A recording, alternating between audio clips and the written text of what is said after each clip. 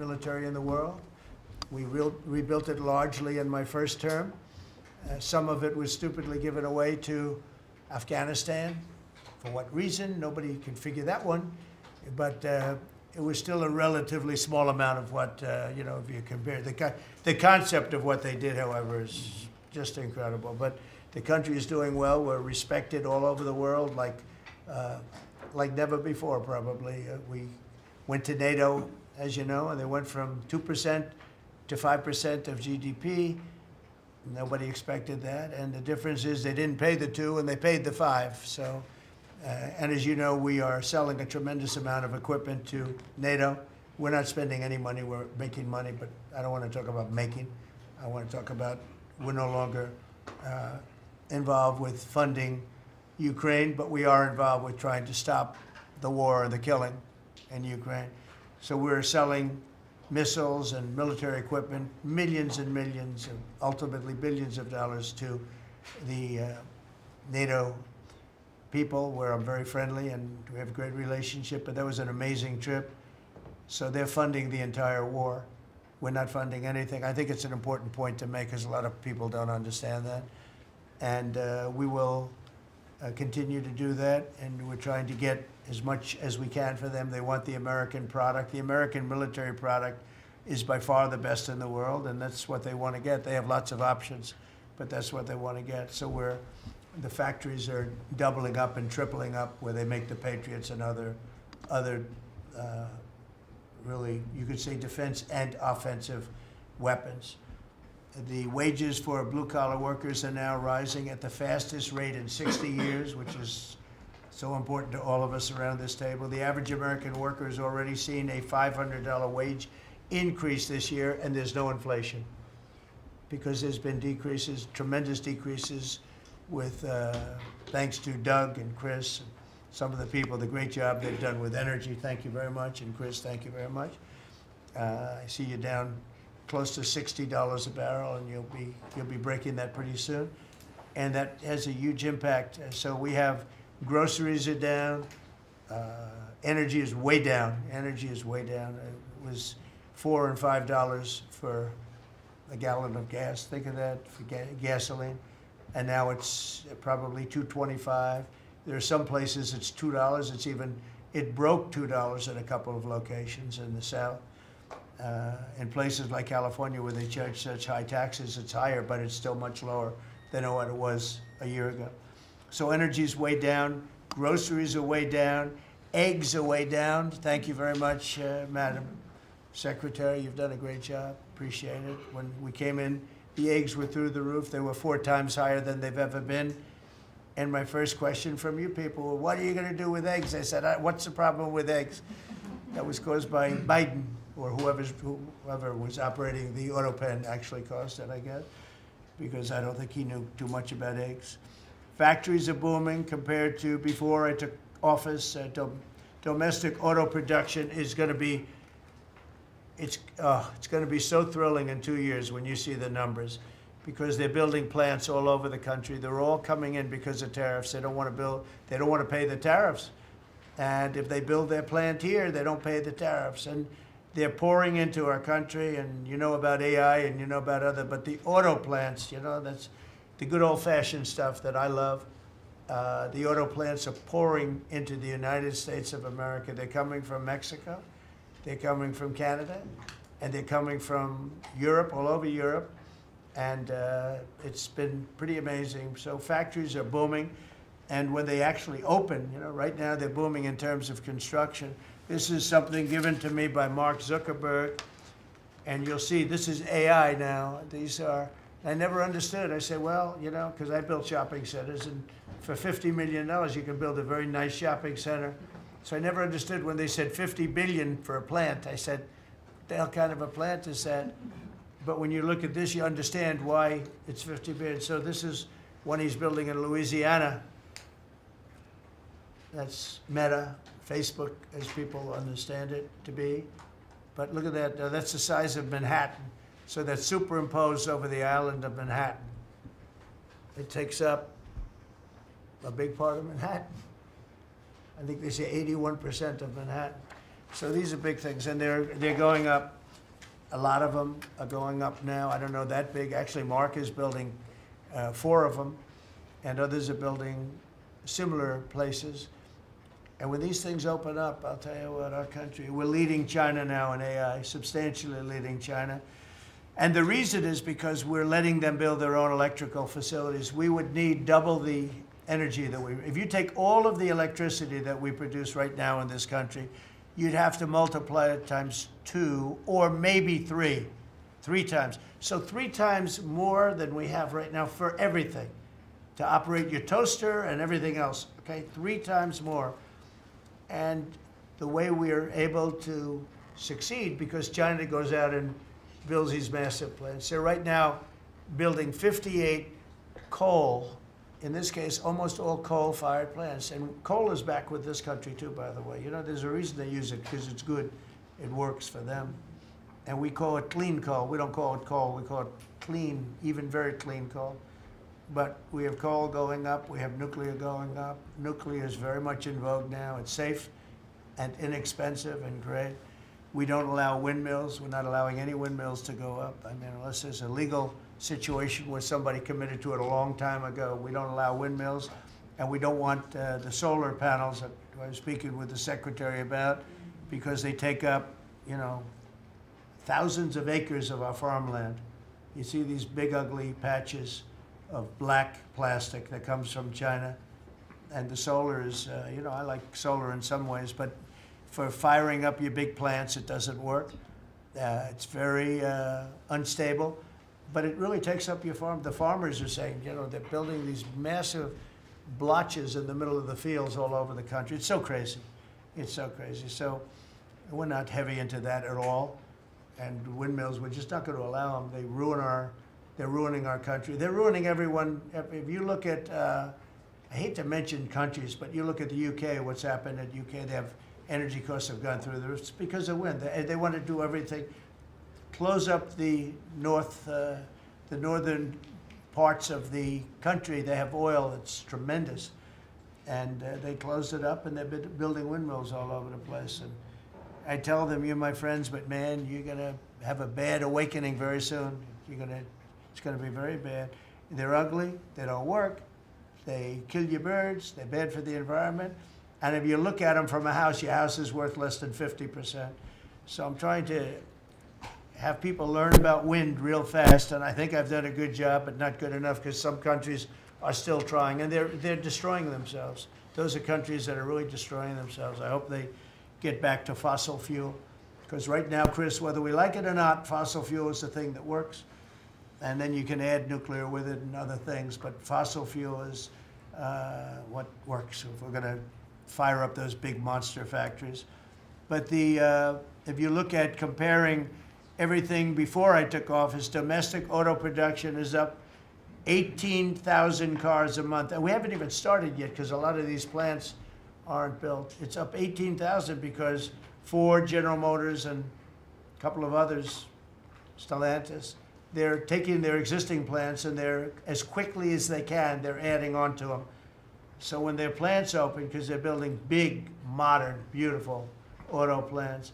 But think of that, we're up 18,000 cars a month, and essentially all they've done is try and utilize their space correctly as their big plants open up. It's going to be, I hope they remember that it was this way. I hope this table gets a lot of the credit for what's happening. It gets all of the credit, because this would have never happened. We were going out of business in every way. We were losing.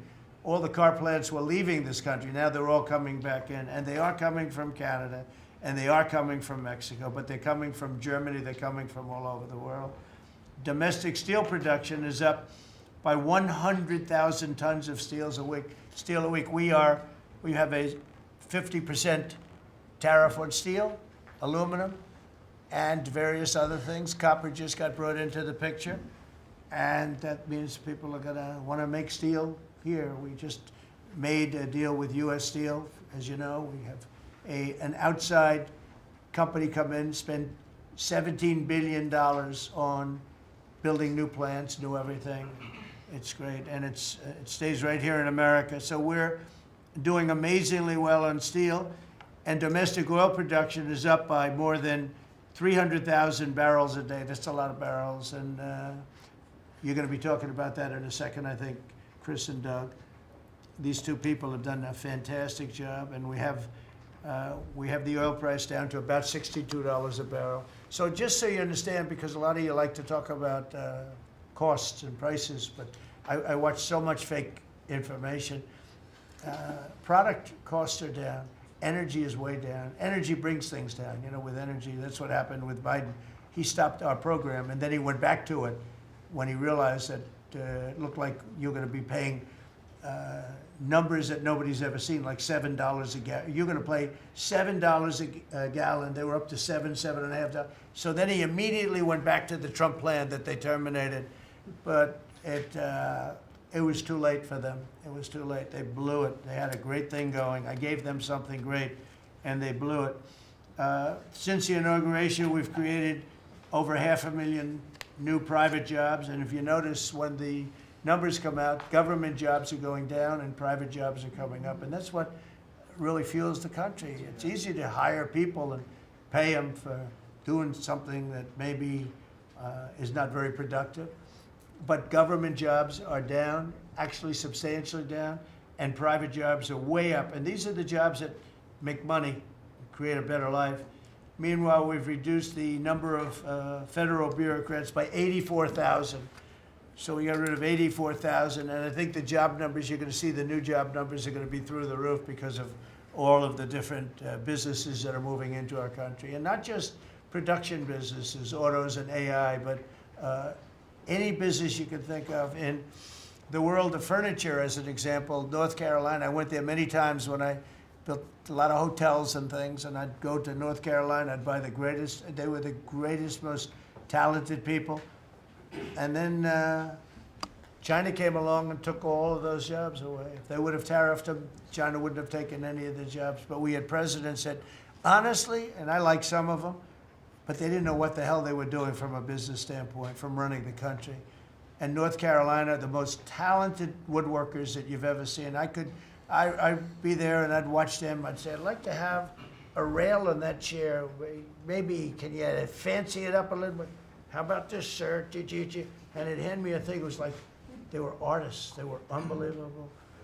And that business was stolen from us by others, not only China, but by others. All of a sudden, you're ordering your furniture from China. And it was not even close to being as good, but they couldn't compete with it. If we would have said it costs 100% or 200% tariff, you wouldn't have lost one job. It's so sad.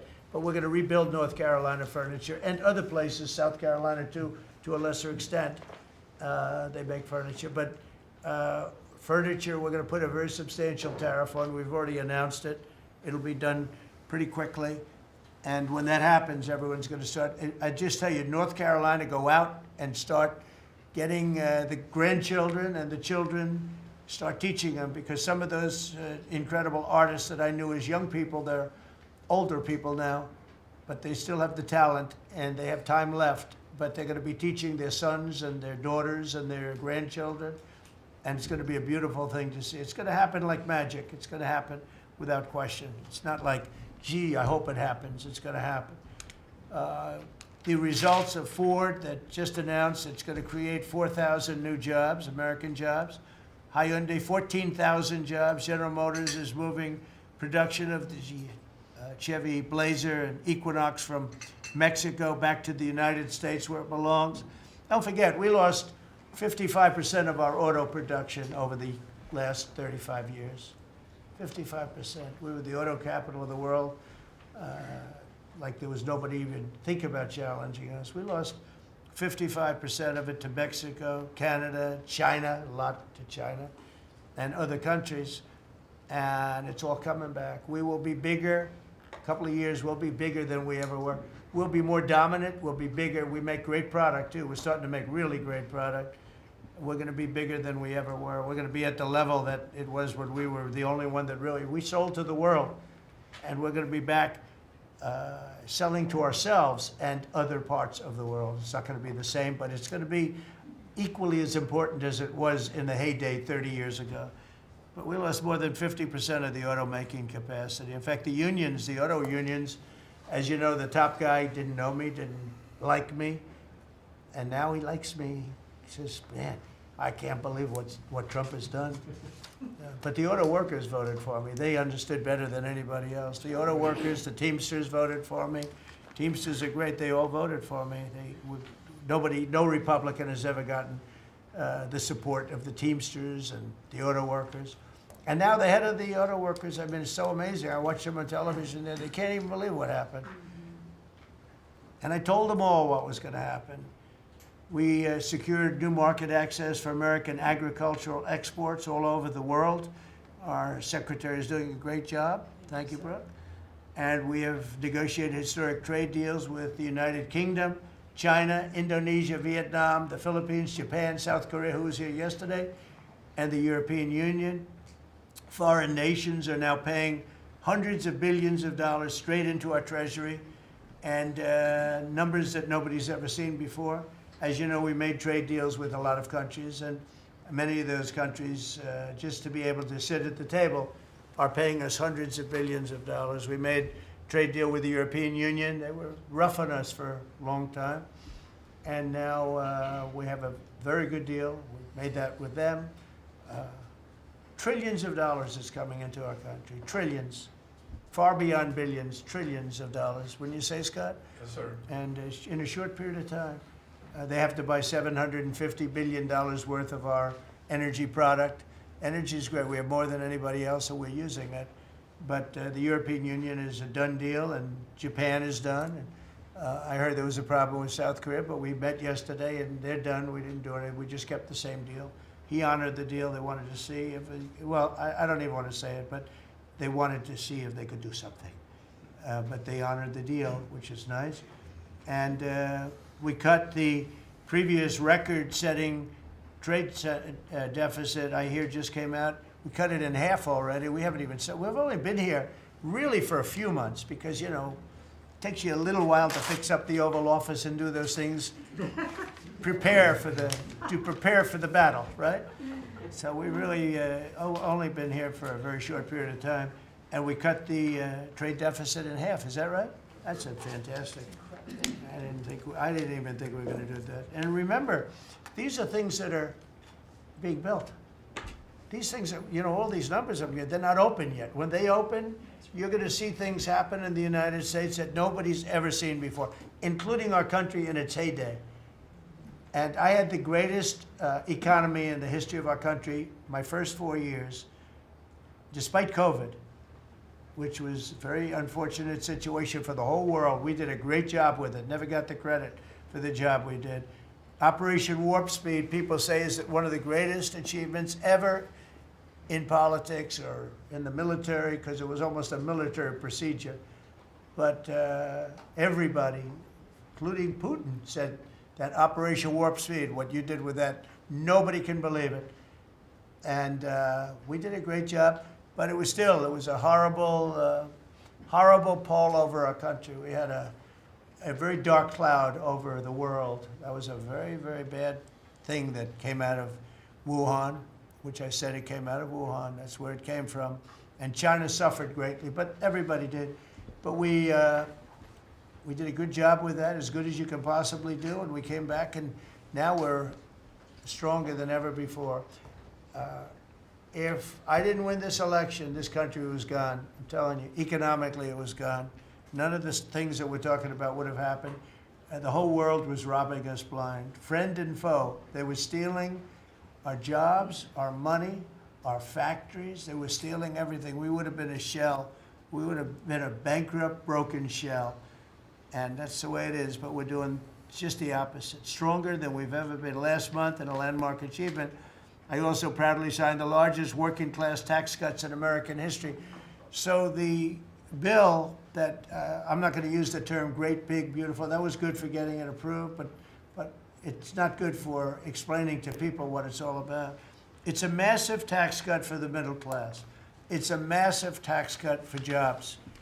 And it's, I mean, think of it, no tax on tips, no tax on Social Security. So seniors, I don't know how you can vote for anybody else. And, you know, just think of that. And no tax on overtime. So you work overtime, you don't have to pay tax on overtime. That's good. The Democrats don't know what they're going to do. So they have like this soundbite. You know, they have all these sound bites. They send it out. I don't know. Some guy sends out a word, and everybody uses it, including the fake news. Some of you are here right now. I'm looking at you. And it's death. They use the word death.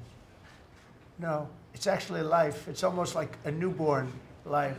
It's not death. That's their soundbite. The bill is death. It's not. We strengthen Social Security. We strengthen Medicare, Medicaid. The job we've done on Social Security is, if the Democrats got in, Social Security is over because the country's going to fail. There won't be any Social Security. And I made that pledge to you. We're going to take care of Social Security, Medicare, Medicaid, and we're doing that in spades because the country is becoming so successful again. And it hasn't been this successful. I think in the end, it will never have been this successful. I don't think it'll even be close with what's happening. Every American is seeing a tax cut as a result of the bill. The average police officer will keep an extra $1,000 a year at least in overtime, and the average waiter or waitress will keep nearly $2,000 extra in the fact that they would have had to pay that kind of money on tips. And I never realized that the government was so strong on that. But waitresses, waiters would tell me that the government would go after them. Like, it was horrible. That's how it all started with me. It just was incredible. And the biggest thing was, again, the $4 trillion that they found. They said, well, that was nice. They should have announced it. I could have told them that. And I don't know. It should be simple. But a lot of people didn't understand it. Actually, a lot of good people didn't understand it. But now they're saying, you know, Trump was right. They'd never seen anything like this. And I don't know what it is, Scott. They didn't understand what we were trying to explain to them was going to happen. Everybody's moving back to the United States because they don't want to pay a tax. If they're not here, they have to pay a tax. And it didn't seem that complicated, but it's working at a level that nobody can imagine. You know, this is working $4 trillion, but that's a big number. It's a number that nobody ever heard of before. But $4 trillion is exciting. But that's nothing compared to what's happening, because these places haven't even opened yet. Some of them haven't even started hiring yet. They're under construction. So it's construction jobs, but it's not the big number, and the big numbers, when they open, they're going to be very successful. It's a revolution. We're also working on things to ensure that the awesome power of artificial intelligence is used to benefit all Americans, including American workers and also American children. In that spirit, our wonderful First Lady has just announced a presidential AI challenge. It's going to be a very good challenge, I can tell you. She's put her heart into it, which will inspire the next generation to stay on the cutting edge of this vital technology. This is the new internet, the new computer, the new television, the new everything, all put together in one. This is why when I show you a picture like that, I mean, I show you this. This is a factory superimposed over the island of Manhattan, and you have many of them being built right now all over the country, or soon to start. Some of them have started. This one has actually started. That's in the great state of Louisiana. But the First Lady is working very hard on this, and it's an important initiative. And Melania, when she puts her mind to it, nobody can do better. There's nobody. So every young person should go to AI.gov to learn more, AI.gov to learn more. And you'll see it's a great challenge. I think it's going to be a very modern kind of a challenge that involves AI, which is very exciting to people. So I want to thank her, raise a lot of money for children. We're putting America first, and we're going to be putting the American worker first. And, you know, the Republican Party has picked up 4 million new people, 4 million. The Democrats have lost 2.5 million. Other than that, they're extremely happy. No, they're very depressed. They're very depressed. And their new box that they've fallen into is crime. There was a consultant on one of the shows this morning I was watching. I thought he was very good. He's a Democrat consultant. And he was screaming, no, no, don't let him do this to you. Don't let, it's another trap. It's another trap. what he's talking about, like men playing in women's sports. They said that's an 80-20. No, it's a 97-3. It's 97-3. Like transgender for everybody. They fought for it. They're still fighting for it. I saw a guy today, a politician that you all know very well, fighting like hell for men playing in women's sports. You don't understand. They're human beings also. Well, I agree they're human beings. But you can't have a 7-foot guy playing basketball with the women. You know, just one of those little problems in life. And we all have our place. That's okay. I've got my place too. But this guy's screaming, it's another trap. And this is the worst of all. He said, because this is crime. Trump is saying he's against crime and they're for crime. No, he's going, it was funny. No, it's a trap, don't do it. And then I saw this poor, stupid Chuck Schumer, the guy. He looks like he's aged 100 years. And I don't like getting into looks. You know, looks don't mean anything, right? When you're in politics, looks don't matter. I look at Pam, I would never say she's beautiful because that'd be the end of my political career. Laurie, secretary. But I will tell you, this is the best of all. And they're going to fight me.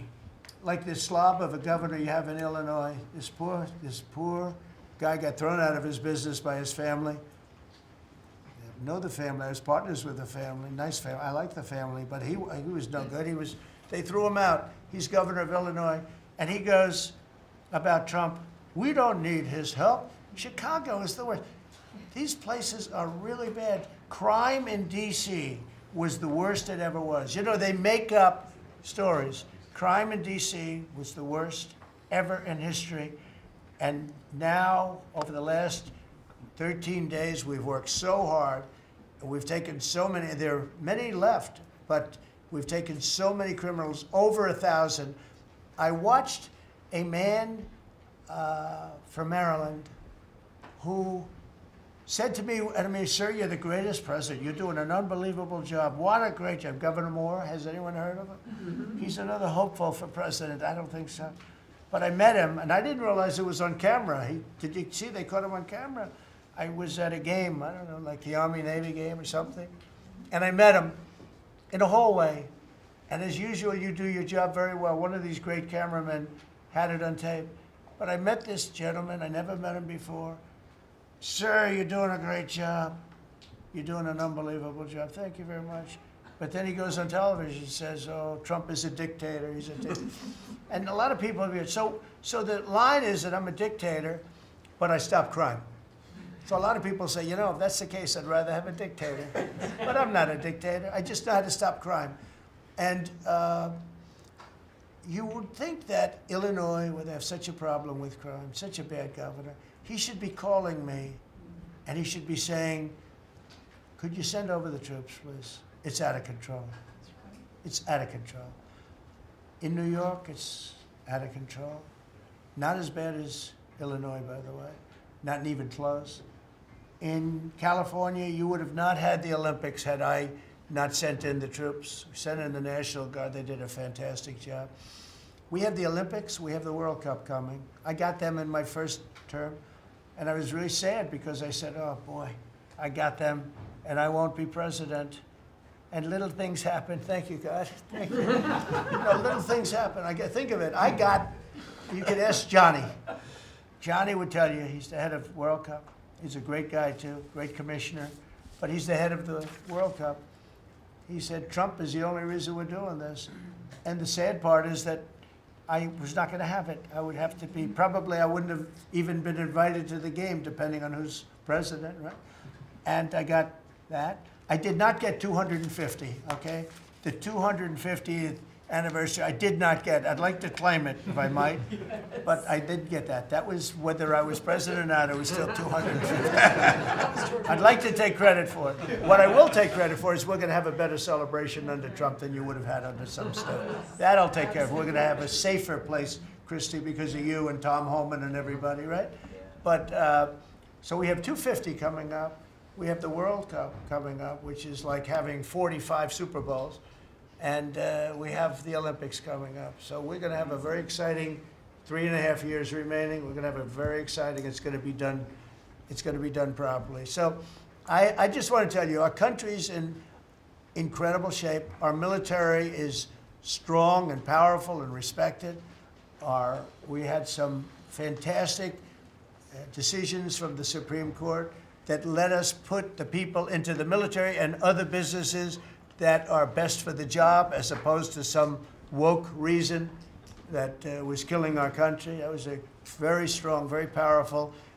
You can now go into a company based on your ability, as opposed to being forced in based on some factor that cannot make our country great. That was a big decision, very, very big decision.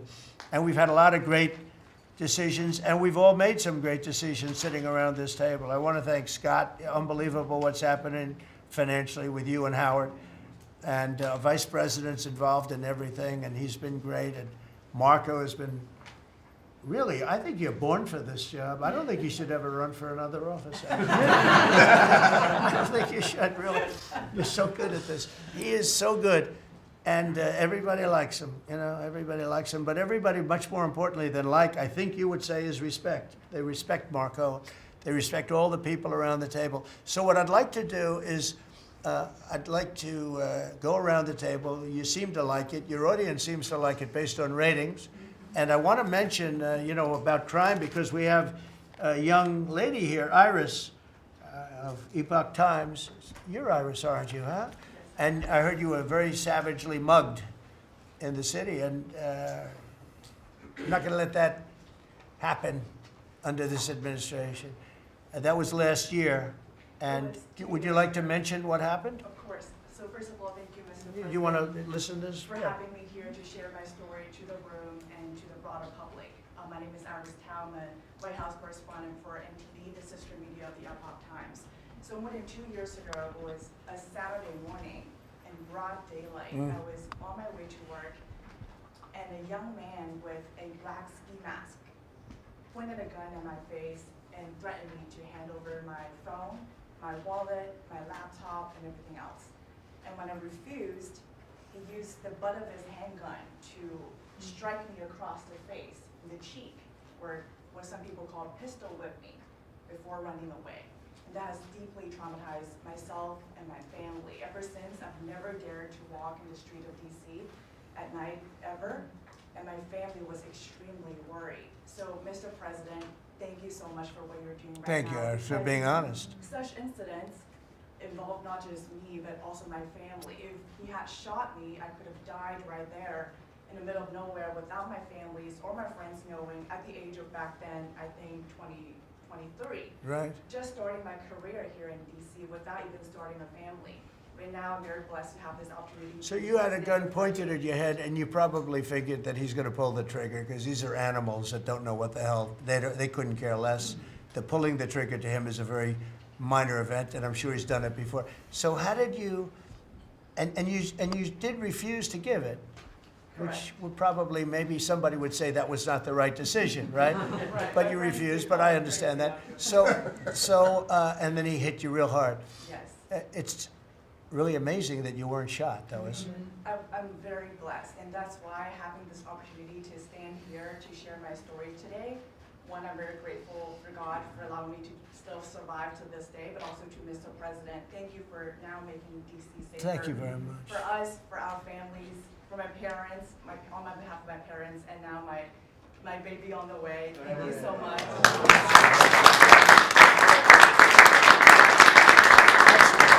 And there are other reporters and journalists, good people, and you don't have to say it, but that have also been attacked violently, and not violently too, pretty badly. But and I bet you see a big difference in the streets right now.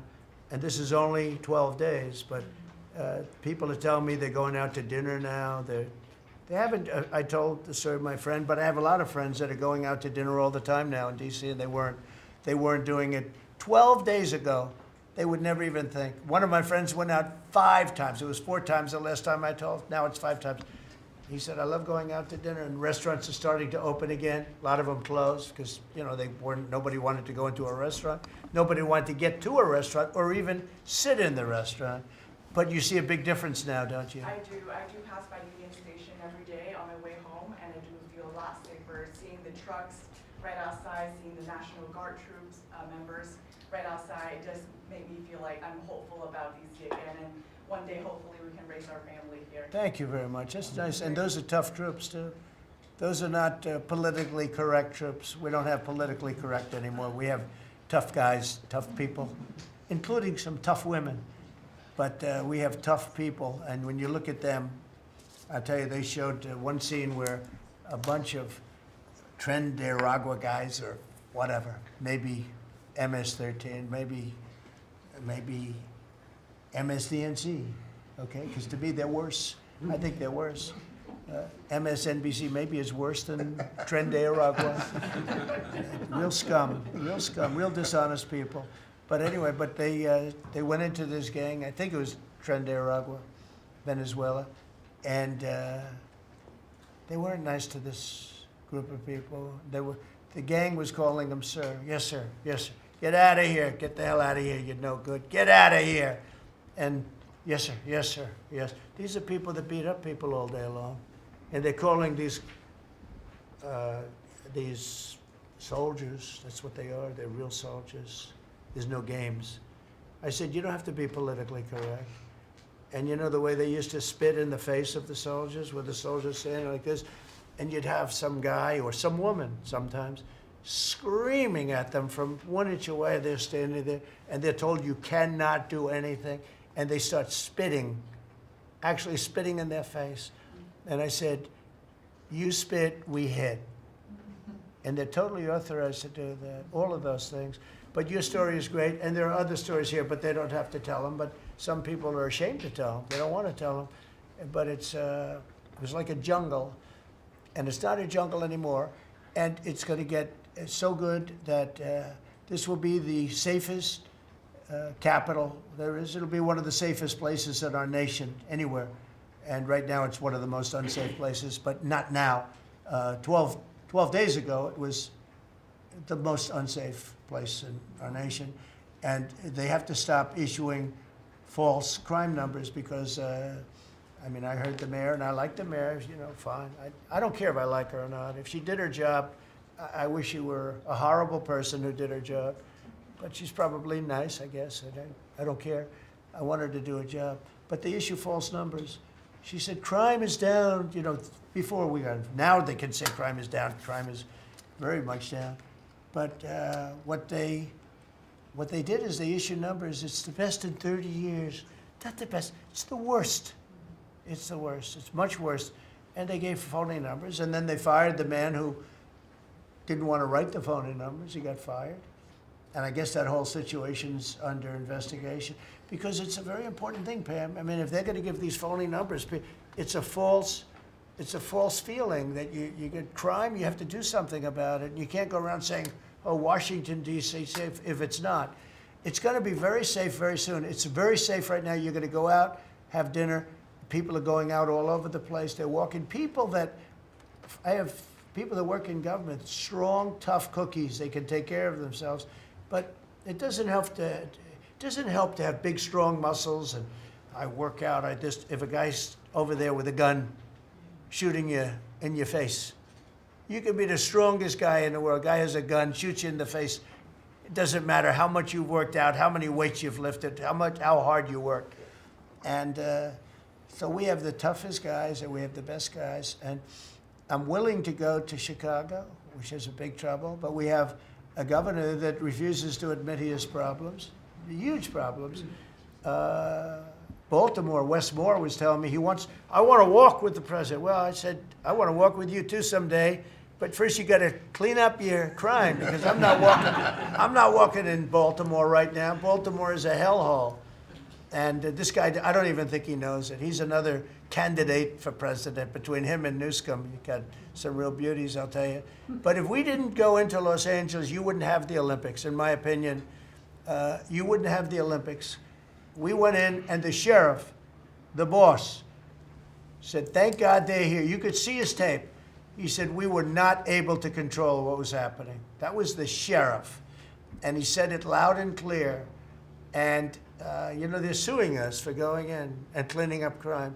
And yet their own sheriff said, on the first or second night, he said, we could have never handled. That was going to be, you were not going to have the Olympics or the World Cup, because that would be, there wouldn't be anything left. They shouldn't have lost 25,000 houses. The water was turned off from the Pacific Northwest. And I was after them in my first administration, turn on the water, turn it on. Nobody could have believed this could have happened. But they had no water in the fire hydrants. They had no water in the sprinkler systems that people put up in their ceilings. There was no water. And yet we have tremendous amounts of water. They send it all into the Pacific Ocean, trying to protect a certain little fish that's not doing well, because it doesn't do well without water either. And it shouldn't be protected because it shouldn't be a protected species. But I think that's actually just an excuse.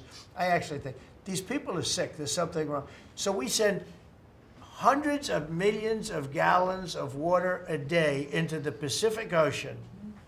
They turn a valve, and the valve heads out, and we turn the valve back. I actually had to do it using force. We turned the valve back, and now they have water, but not as much as they should have, because they should, and I'm telling Gavin Newsom by this conversation right now, turn the rest of the water on. Turn it on. So things are done that are so sad in this country.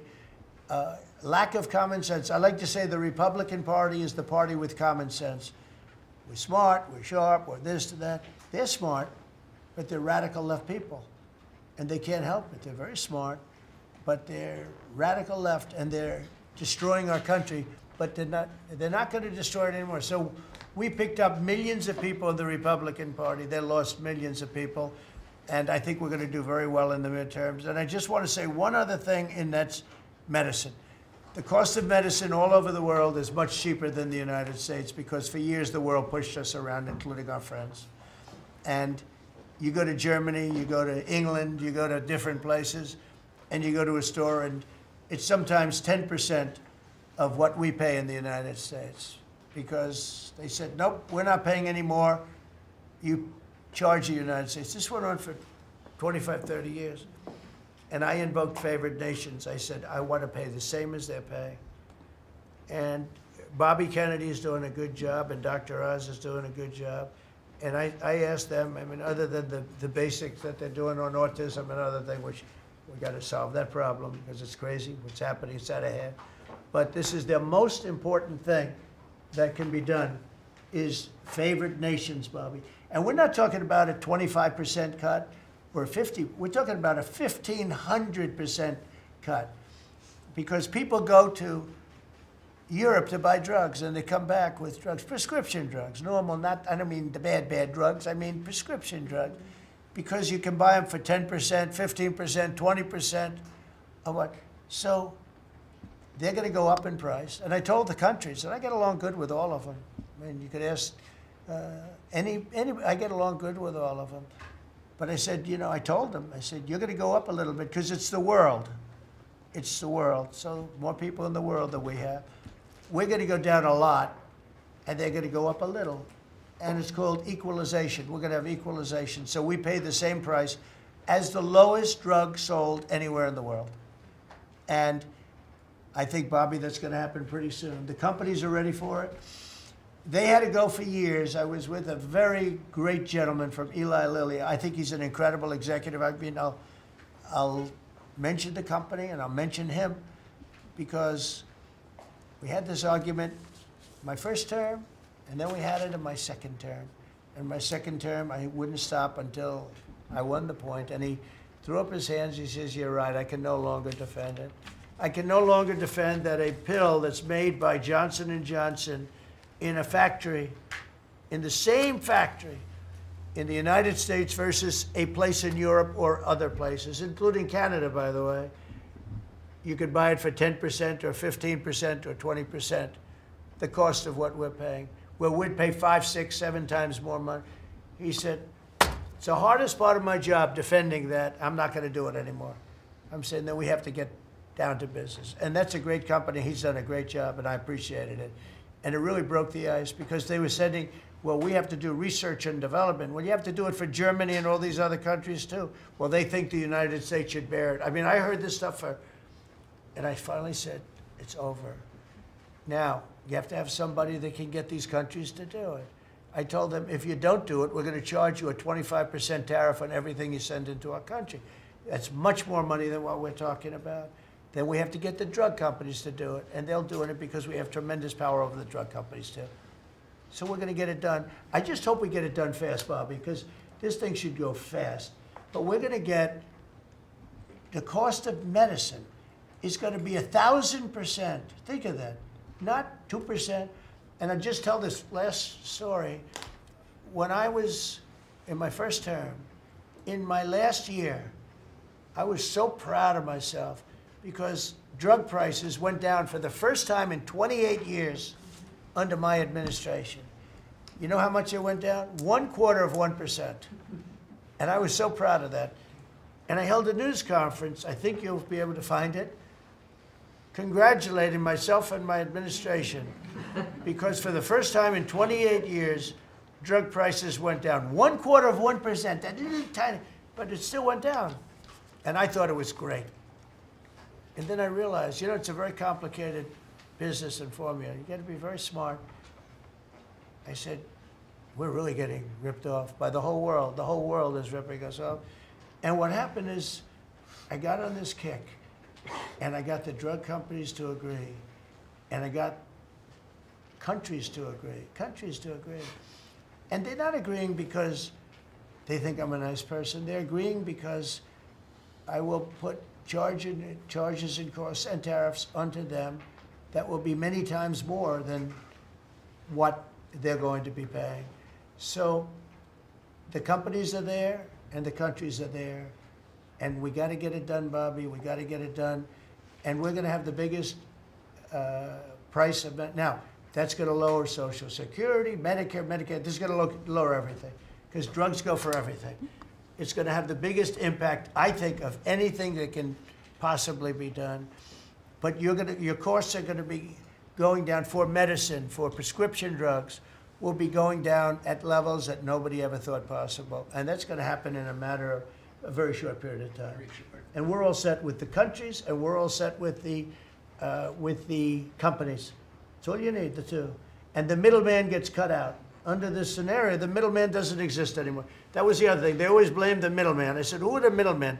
Nobody knew who the middleman was. You know, That's right. they had the most complex formula. It was genius, but they didn't get away with it. So I'm counting on Bobby. Do you want to start, Bobby? Maybe we'll start with you. You can start with that and then go on to what we're talking about. We are deep into MFN negotiations, most favored nation status negotiations with 14 companies. Howard Lutnick is a breath of fresh air, and I think he's going to help us get across the finish line with the leverage that we have from tariffs. They're smart. Don't let them get away with it, Howard. Well, the combination of Bobby's MFN and the 232 pharmaceuticals, which we launched together, Right. when you put those two together, it really gives Bobby the tools to go execute your plan. So I'm supporting Bobby as he executes his plan. Good. Right? Yes. And this cabinet meeting is supposed to be about working Americans and bringing jobs back to this country, and particularly rural America. And I want to mention the big, beautiful bill. Right now, we spend 7% of Medicaid dollars on rural hospitals. So they're getting the short end of the stick. It's about $19 billion a year. Under the Rural Transformation Program, we give them an extra $10 billion a year. So we're raising an infusion of cash to rural hospitals and rural communities by 50%. It's going to be the biggest That's good. infusion in history, and it's going to restore and revitalize That's so these good. communities. And we can't survive as a nation if we don't honor our rural communities, which are the source of our values, our virtues, our character, our economy, our food. And you are bringing that back. You are bringing those communities back. I wanted to talk, because you mentioned the wind farms, we now have an interdepartmental coalition, a team, which is Doug Burgum and Howard Lutnick and Chris Wright and Pete Hegseth. We're all working on this issue. And Lee, sorry, Lee. We're all working together on this issue. We're meeting together. There are right now 11 wind farms planned that were launched during the Biden administration.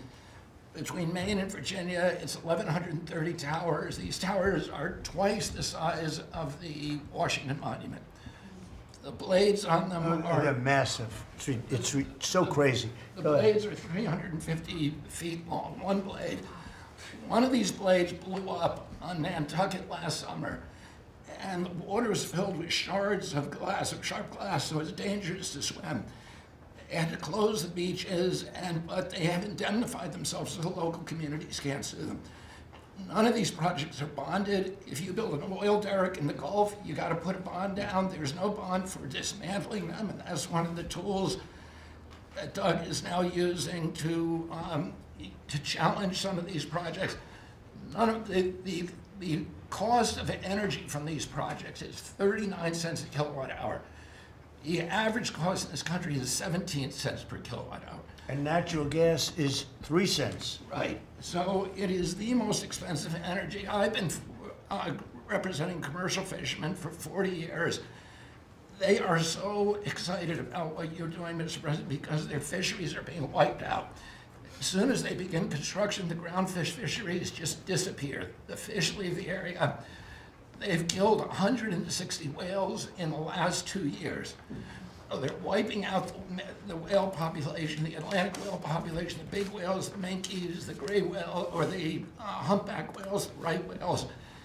And you are going to save the whales on the East Coast because of this. You're going to save these economies that are based upon commercial fishing. I'll say one other thing about fishing. We are now, the South Asian nations are now dumping shrimp on our country. The shrimp is heavily contaminated. We just stopped a shipment that was contaminated with cesium-157, which is radioactive.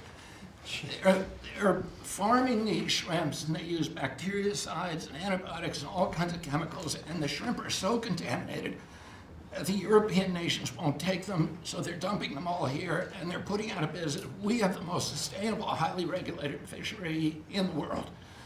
What our fishermen do is a good thing. And all of the trawlers in the Gulf and Alaska are being shut down because we're getting shrimp dumped here. So we have now increased FDA inspections of shrimp to make sure that Americans are not buying and eating contaminated shrimp and putting our shrimpers out of business. I talked just very briefly, we have an historic agreement on pre-authorization.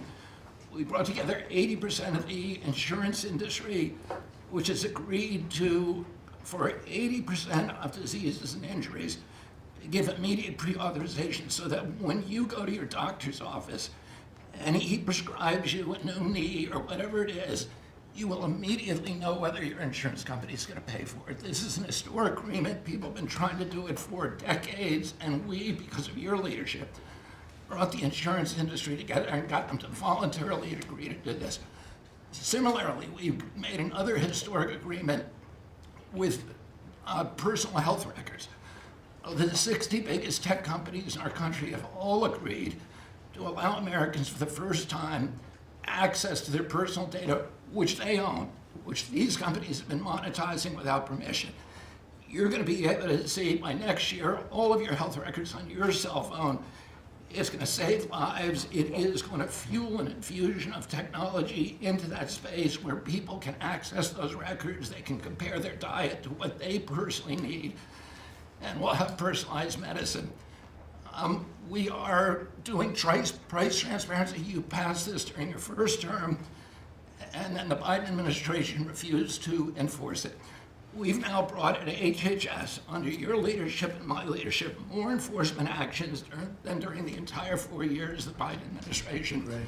So we're going to have that kind of price transparency. I'm working with Linda on forcing medical schools. And the MCATs, the people who administer the MCATs, the people who do accreditations, to put nutrition into medical school education.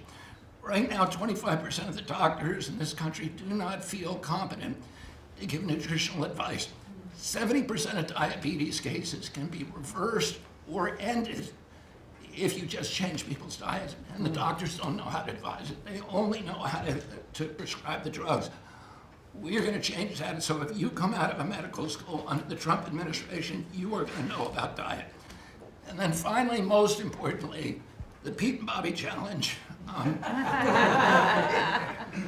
want to give an update. I got 5 minutes and 48. It's 100 push-ups, 50 pull-ups, and you try to do it within 10 minutes.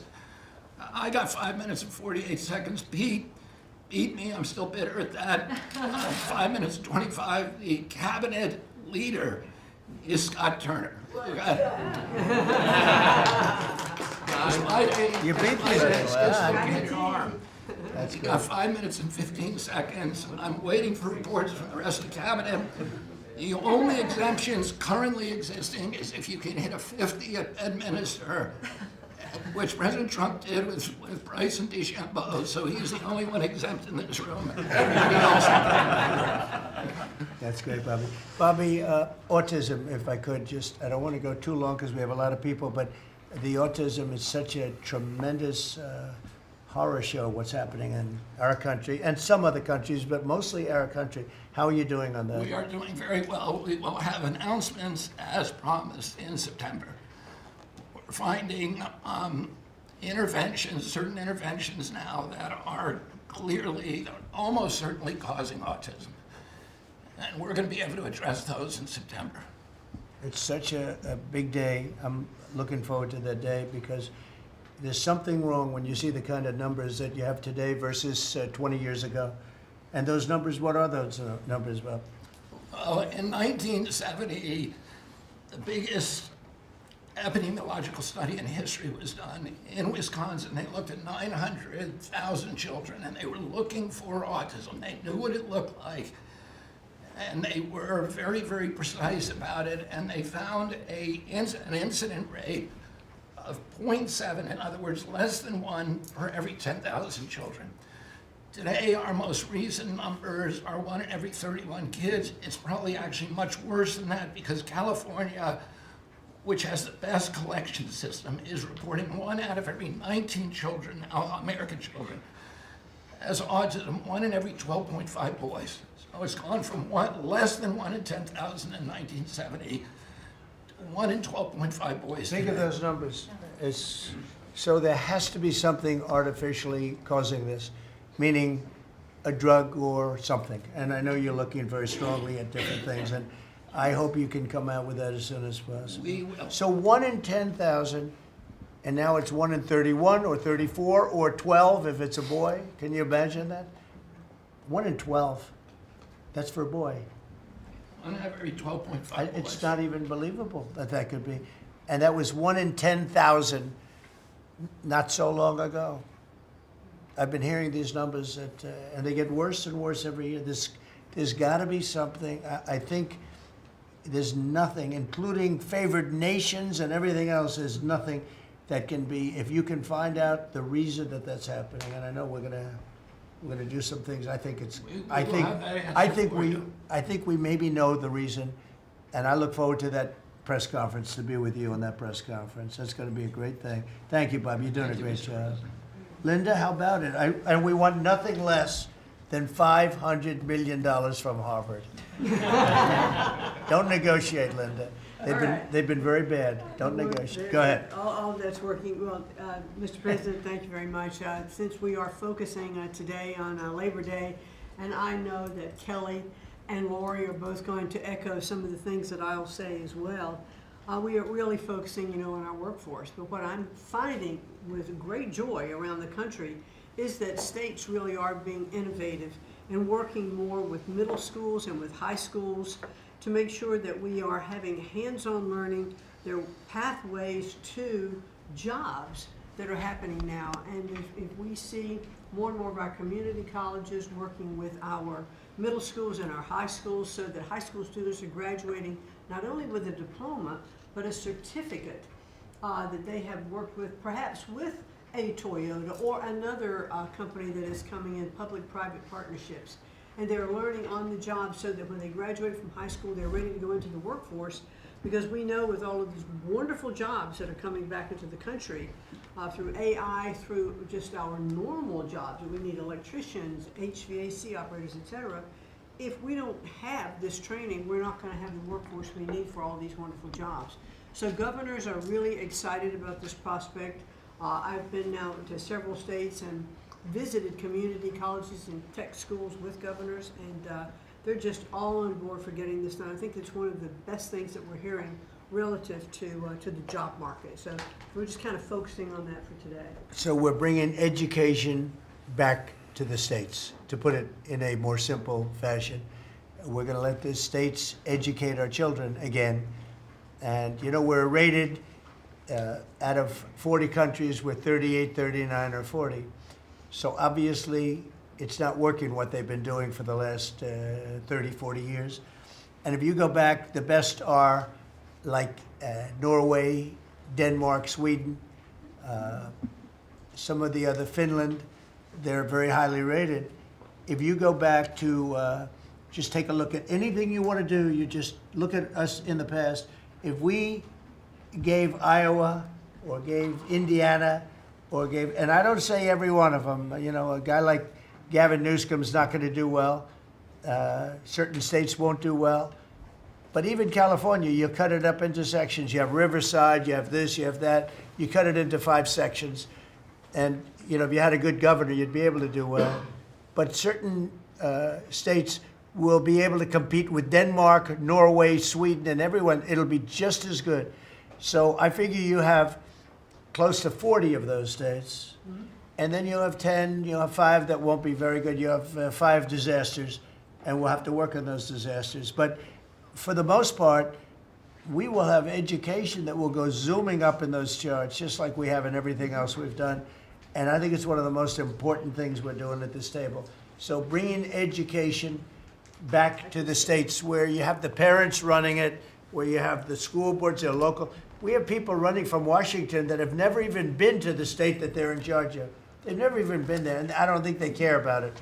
So we want to close up the Washington buildings, sell the buildings off, let somebody else get rich with the real estate, because it'll be a crime-free city. By the way, speaking of that, anybody murders something in the Capitol, capital punishment, capital punishment. If somebody kills somebody in the Capitol, Washington, D.C., we're going to be seeking the death penalty. And that's a very strong preventative.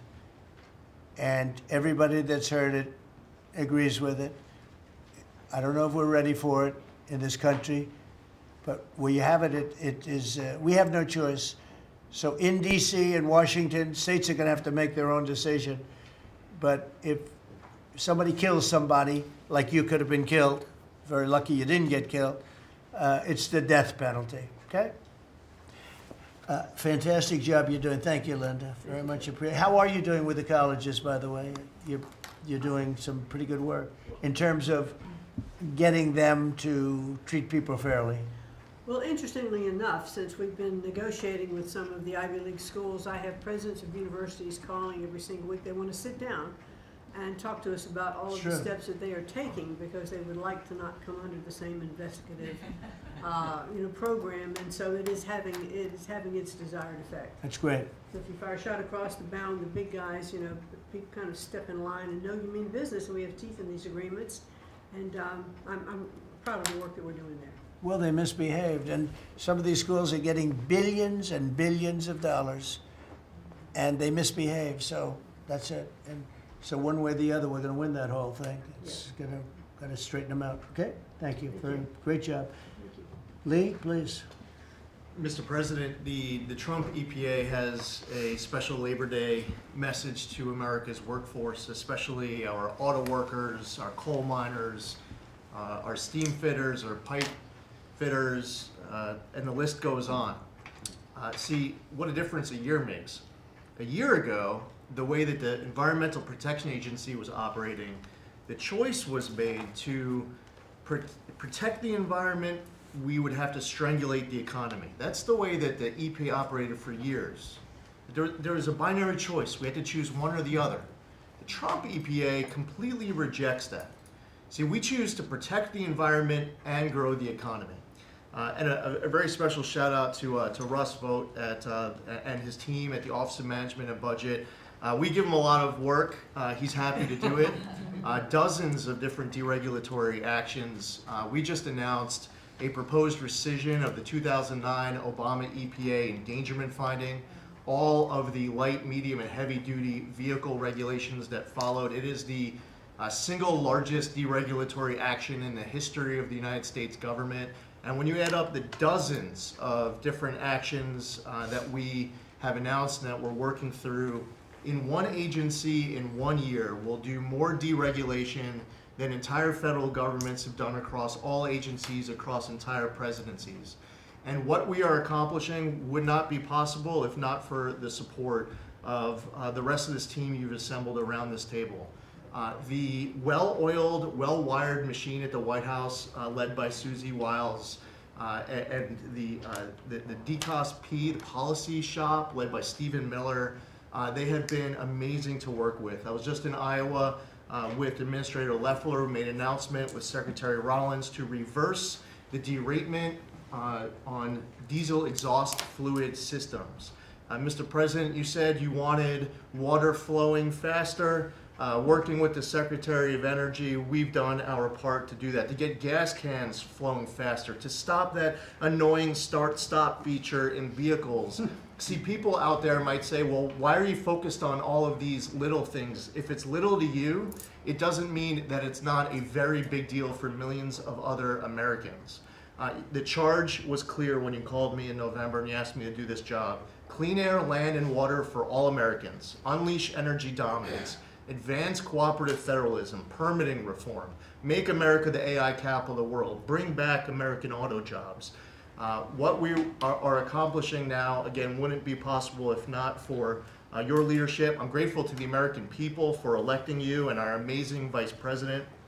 I was just in Mexico City announcing and signing on behalf of the Trump administration an agreement with Mexico for a permanent solution for the Tijuana River sewage crisis, which you have been so outspoken and passionate about in our conversations. It would not be possible if not for Secretary Rubio, Deputy Secretary Landau, U.S. Ambassador to Mexico Johnson. The team at the State Department has been incredible. The work with the NEDC on permitting, to be able to get new pipelines built, to get new factories started. The list, it's amazing. You know, somebody out there might not realize the relationship between the Environmental Protection Agency and the Department of Defense. The amount of work with Secretary Hegseth and the Army Corps, from responding to the LA wildfires, to getting more water flowing in California, which is also something that Secretary Burgum is involved with, to helping the farmers, the ranchers and landowners to revise the waters of the United States definition so they don't have to go hire an attorney or a consultant to tell them whether or not a water on their property is subject to federal regulation. Thank you for putting this entire team together. It's an honor to be at the Trump EPA, where we choose to both protect the environment and grow the economy. It's a very happy Labor Day for America's workforce.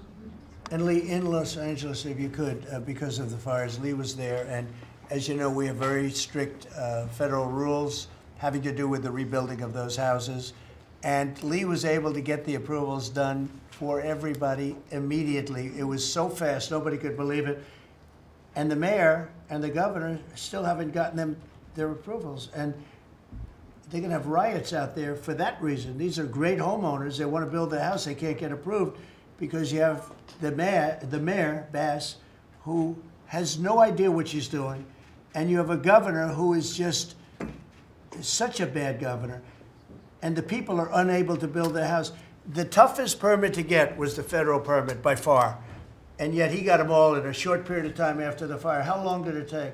Well, Mr. President, you came in, signed an executive order, and told the EPA that we had less than 30 days to complete our hazardous material removal, which the initial response, once all of our heart rates went down a bit, was just to figure out how to get it done.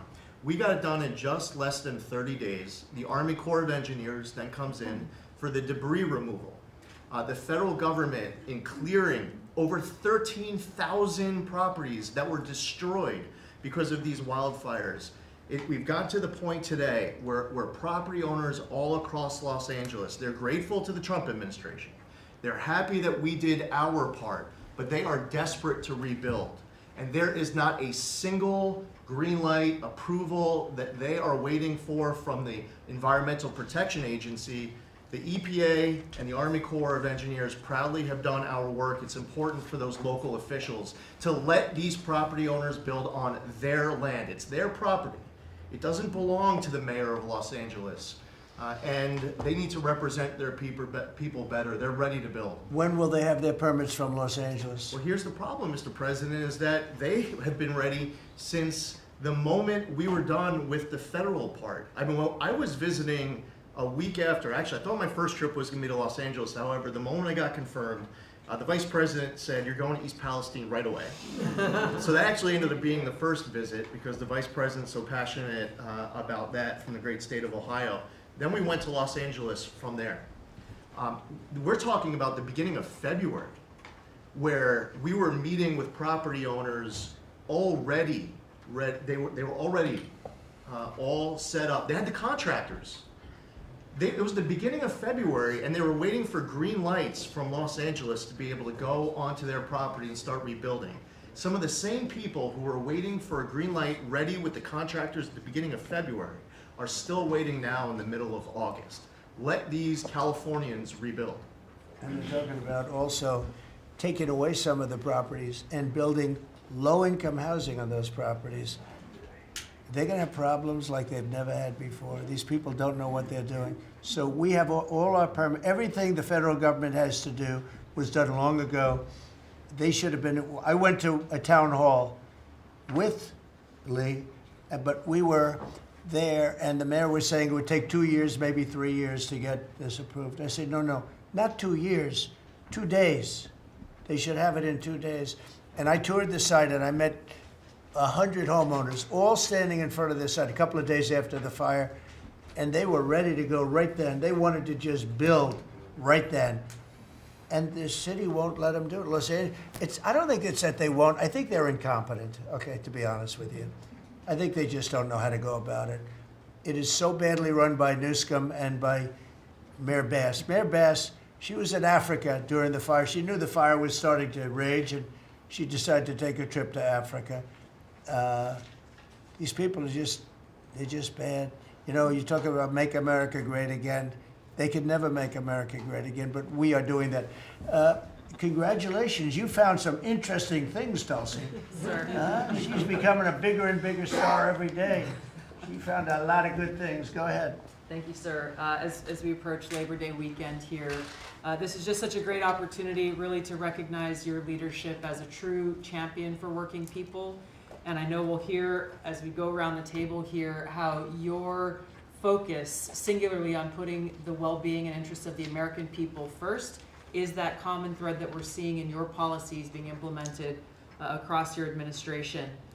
For ODNI, number one, our focus is and must always be making sure that our intelligence community is focused on our mission, keeping the American people safe, secure, and free.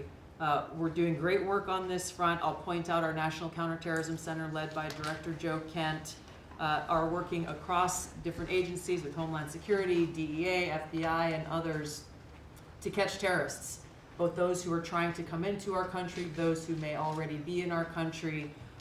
They are finding the worst of the cartel bosses and making sure that they're not able to continue to wreak havoc and terror in our communities.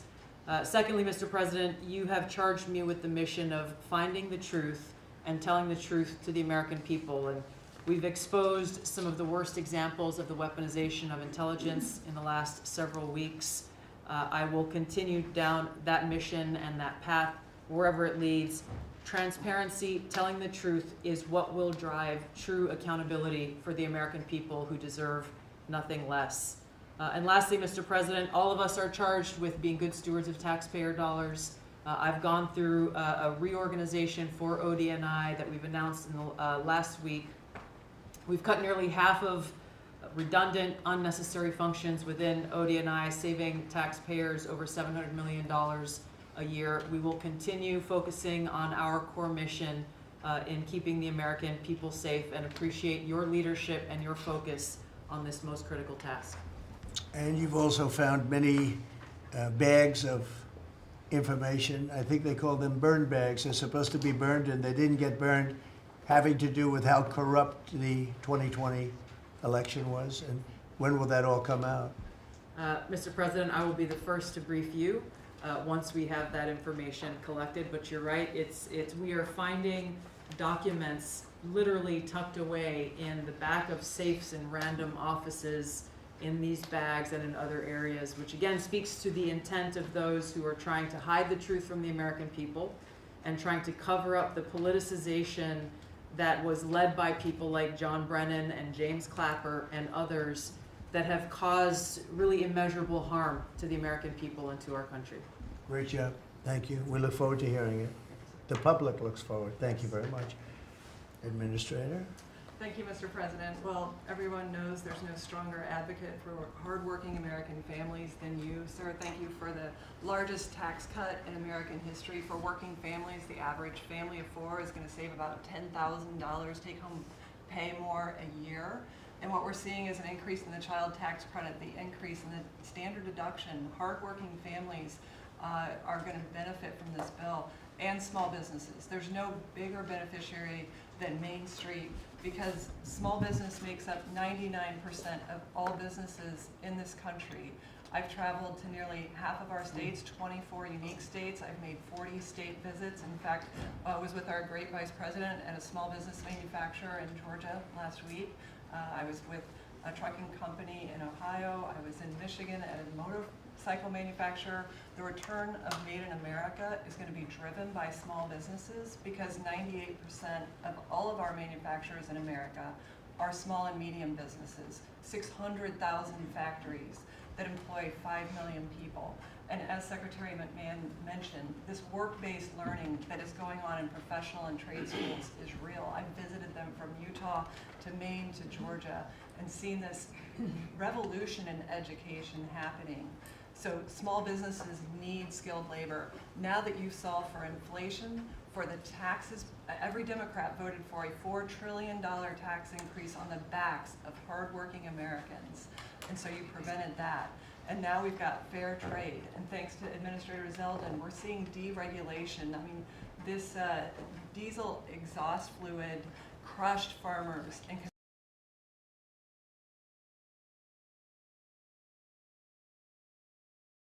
your domestic economic agenda is amplified through small businesses, which is why small business optimism is above its 53-year average, finally. Yeah. And so Main Street appreciates it. What Main Street wants now is a rate cut. They feel burdened by high interest rates. They would grow higher and expand more if they could, but the interest rates are really hurting them. And finally, I want to say thank you for your executive order on debanking. We're about to announce a major investigation on debanking. It happened to you and your family. It happened to me. It happened to thousands and thousands of Americans, and unfortunately, disproportionately on those that had conservative values, on Christians, on pro-life, on 2A businesses.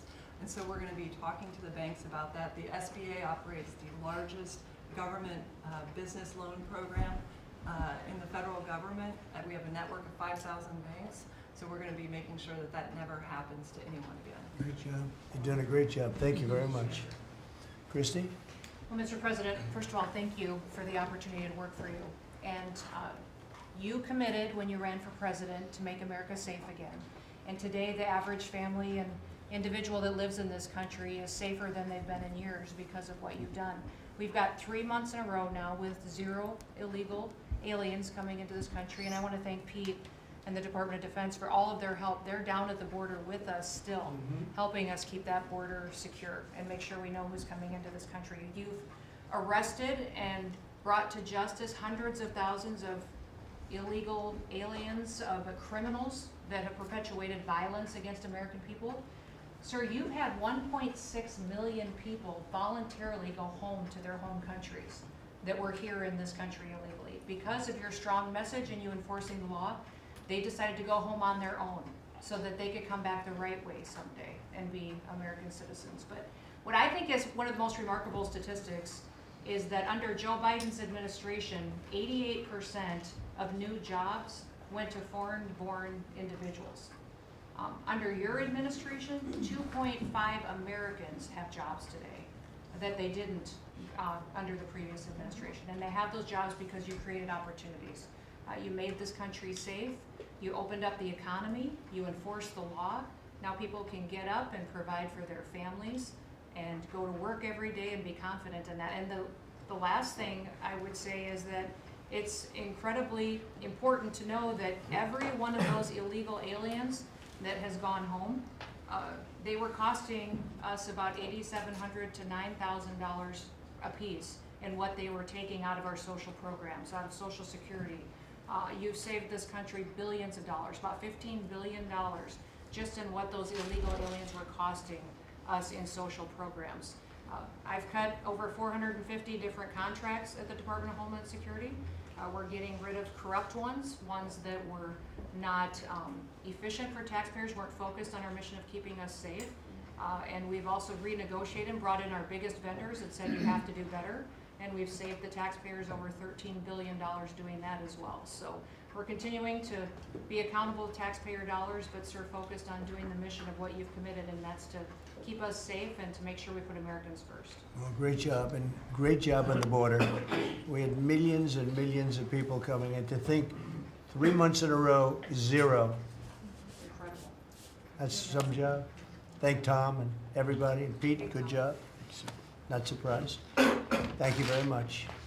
Chris, please. Chris. Sorry about that, Mr. President.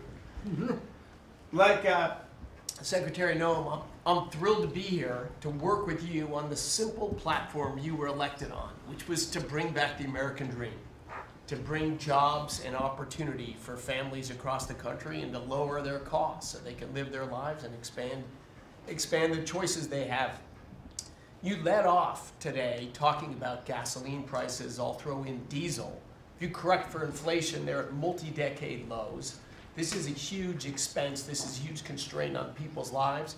We should celebrate that. Natural gas has become our main industrial fuel powering factories around the country. Natural gas prices are quite low in this country, and they're lower than in any country in the world. The reason for that is the United States produces 2 times more natural gas than the second largest natural gas producer in the world, and 4 times more natural gas than the number 3 and number 4 producers in the world.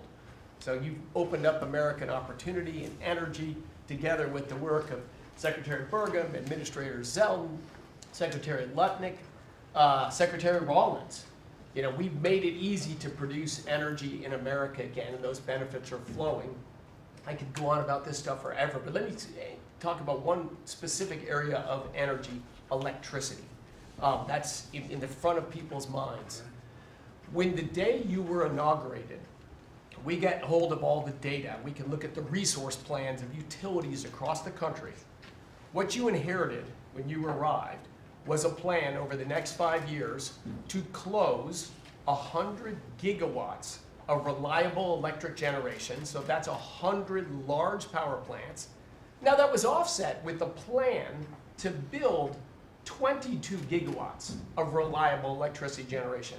Their plan was to close more than 4 times as much electricity generating capacity as they were going to build in that 5-year period. How do we lead the world in artificial intelligence if we're shrinking our supply of reliable electricity? How do we reshore steel and aluminum and automobiles and semiconductors and all those jobs Americans want back in our country when we're degrading and shrinking our energy system?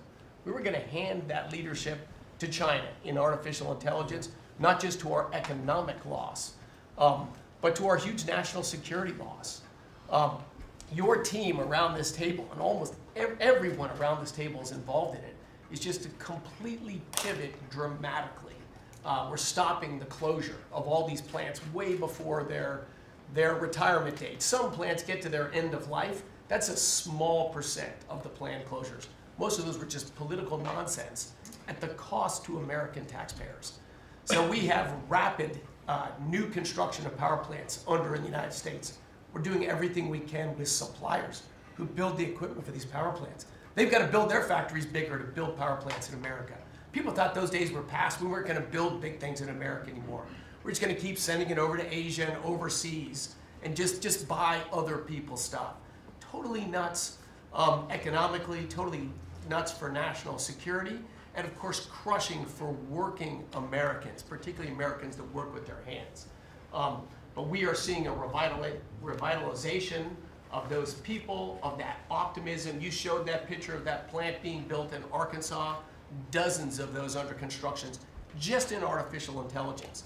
But the reshoring of steel, of aluminum, of plastics, of fertilizer, semiconductors, like this, America's the land of opportunity. How did we get to become this awesome nation? Because we believed in the American dream and we leaned in on it. But the wealthy in our country and the coastal elites that live away from where stuff's actually made, they just lost their way, and politicians just let them have it. Your tireless campaign and your relentless messaging made people realize the American dream isn't dead. It's just been smothered, and we're unsmothering it and setting it loose. God bless your efforts. God bless your assembly of this team around this table. We're bringing the American dream back. Yeah, thank you, Chris, very much. Great job you're doing. Appreciate it. Lori, please. Mr. President, everybody here who spoke works at the Department of Labor, clearly, which I love. They have all the correct talking points, but I think that's a testament, again, that we are all working together every single day. We talk to each other often, and the workforce, the skilled workforce, the education factor, retirees, it's been so important because they all touch the Department of Labor, and I have the opportunity to work with every single one. If you all haven't stopped by the Department of Labor, Mr. President, I invite you to see your big, beautiful face on a banner in front of the Department of Labor, because you are really the transformational president of the American worker, along with the American flag and President Roosevelt, because we're bringing business and labor together. And I was so honored to unveil that yesterday, and everybody is taking note of that. You also mentioned crime, and I think it's been important for my colleagues to recognize that now American workers can return to work and feel safe. That business owners aren't shutting down their businesses because they're afraid they can't protect their workers, and now it's open for business again, and it's starting right here in our nation's capital. Many things have been mentioned about consumer confidence up, unemployment is holding steady, and more than 2 million net jobs for native-born Americans has been key under your leadership. 84% of the workforce and jobs has been produced by the private sector. I think that was the mission of this administration and the Department of Labor. And I will continue to say for a little bit longer, until I heard you today, the one big beautiful bill, because it equals one big beautiful workforce. And Congress passed this legislation. It probably will be the single most important bill that they did sign, because it is protecting our American workforce by expanding Pell Grants and child care and reduction in taxes, so they can keep more of their hard-earned dollars. I am at the Department of Labor announcing $30 million in grants for our skilled workforce, that I have an MOU with Secretary McMahon. I have an MOU with Administrator Loeffler. That's important to share the data points on how important this is. In June, we awarded nearly $84 million in grants for the capacity of what? Registered apprenticeships. An executive order to have 1 million active apprentices across this nation, where we've already registered 185,000 since in the last few months. One of the other things that we have done is the Biden administration's guidance on cryptocurrency. And thanks to you and your leadership on that, we've rolled that back. And of course, we're going to see the 401k, the investors in our alternative assets. That's been key through the Department of Labor to work through. Partnering with our agencies, again, as I mentioned before, is important as we work together. I have visited, I'll be 31 states on my 50-state tour by the end of this month. I'm headed with Secretary Duffy, with the South Korean President Lee today, as we move through the shipbuilding. We will do that in Philly, and then I'm off to New England to talk to those states about how important the apprenticeship program is. But while I visited Hexel in Salt Lake City, 100% domestic carbon fiber for the Department of Defense as they produce. They are announcing another $1 billion investment per your executive order on advanced manufacturing. So it is working. Everything that you have been saying since you were elected and since we all can put into play has been working. Ohio, McDonald's is investing 375,000 new jobs. The shrimpers, I visited as well, and they need our help in protecting that industry for our American fishermen and shrimpers. In Minnesota, I toured Cambria. When we're talking about quartz countertops, all made in America. And again, in Oregon, where we are expecting a crackdown. Thank you for what you are doing with your agents on ICE, and thank you for the prosecution that I hope you will come to Portland, Oregon, and crack down. But while there are still good people, I was able to visit Buckeye Pacific, really a trading floor for the timber industry. So we still want to focus on great, hardworking American businesses. Mr. President, I couldn't be more excited to ring in Labor Day in Erie, Pennsylvania for the Labor Day Parade. I will be there to welcome it.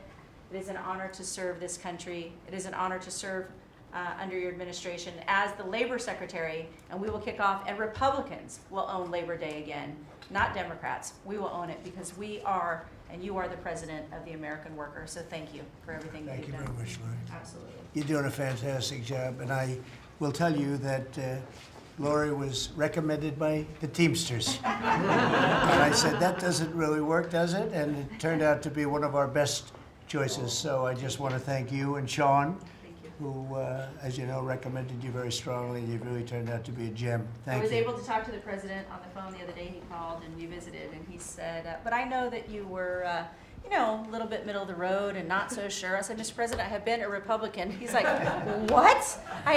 Wait, what? Now I like you even more. So, You're doing a great I job. appreciate it. Thank you, Lori. Thank you. Thank you. Pam?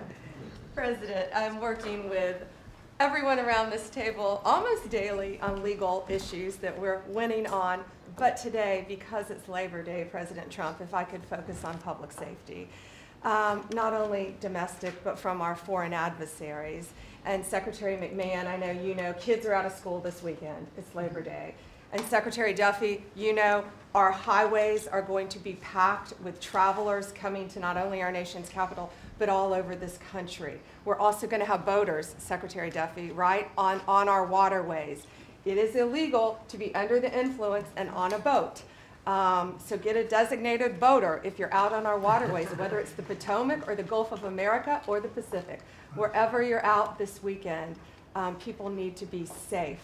And on an international level, Secretary Rubio, thank you for all your help on everything we're doing, and everyone around this room. But yesterday, there was a big, big win. El Mayo pled guilty, and he was the co-founder of Sinaloa cartel with El Chapo. And there's even a Narcos Netflix series about these guys. Well, now we know the ending. He's going to die in an American prison. They are one of the worst, El Chapo and El Mayo, some of the worst narco traffickers in our world. And he will spend life in prison now. And that's so important because those guys and others throughout this country, throughout this world, have brought into our country drugs, cocaine, heroin, fentanyl, methamphetamines that's killing our kids. And we have to stop that. And that's what you've been doing not only in DC, but around the country at your leadership. And over the weekend, parents need to know, with kids out of school, with people out on our highways and on our waters, do not take a pill from anyone you know, don't know. Do not buy anything on the street. It could be laced with something toxic. We've seen so many fentanyl overdoses. And when you were here in DC, we showed you pictures of some of the drugs that had been seized right here in DC. President, they were packaged for children. Packaged for children.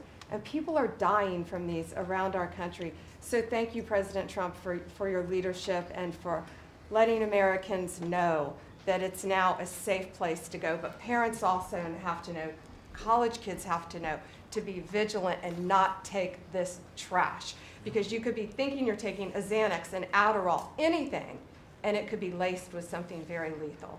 So thank you, President Great Trump. message, Thank and you, you've been President Trump. fantastic this last 12 days in DC.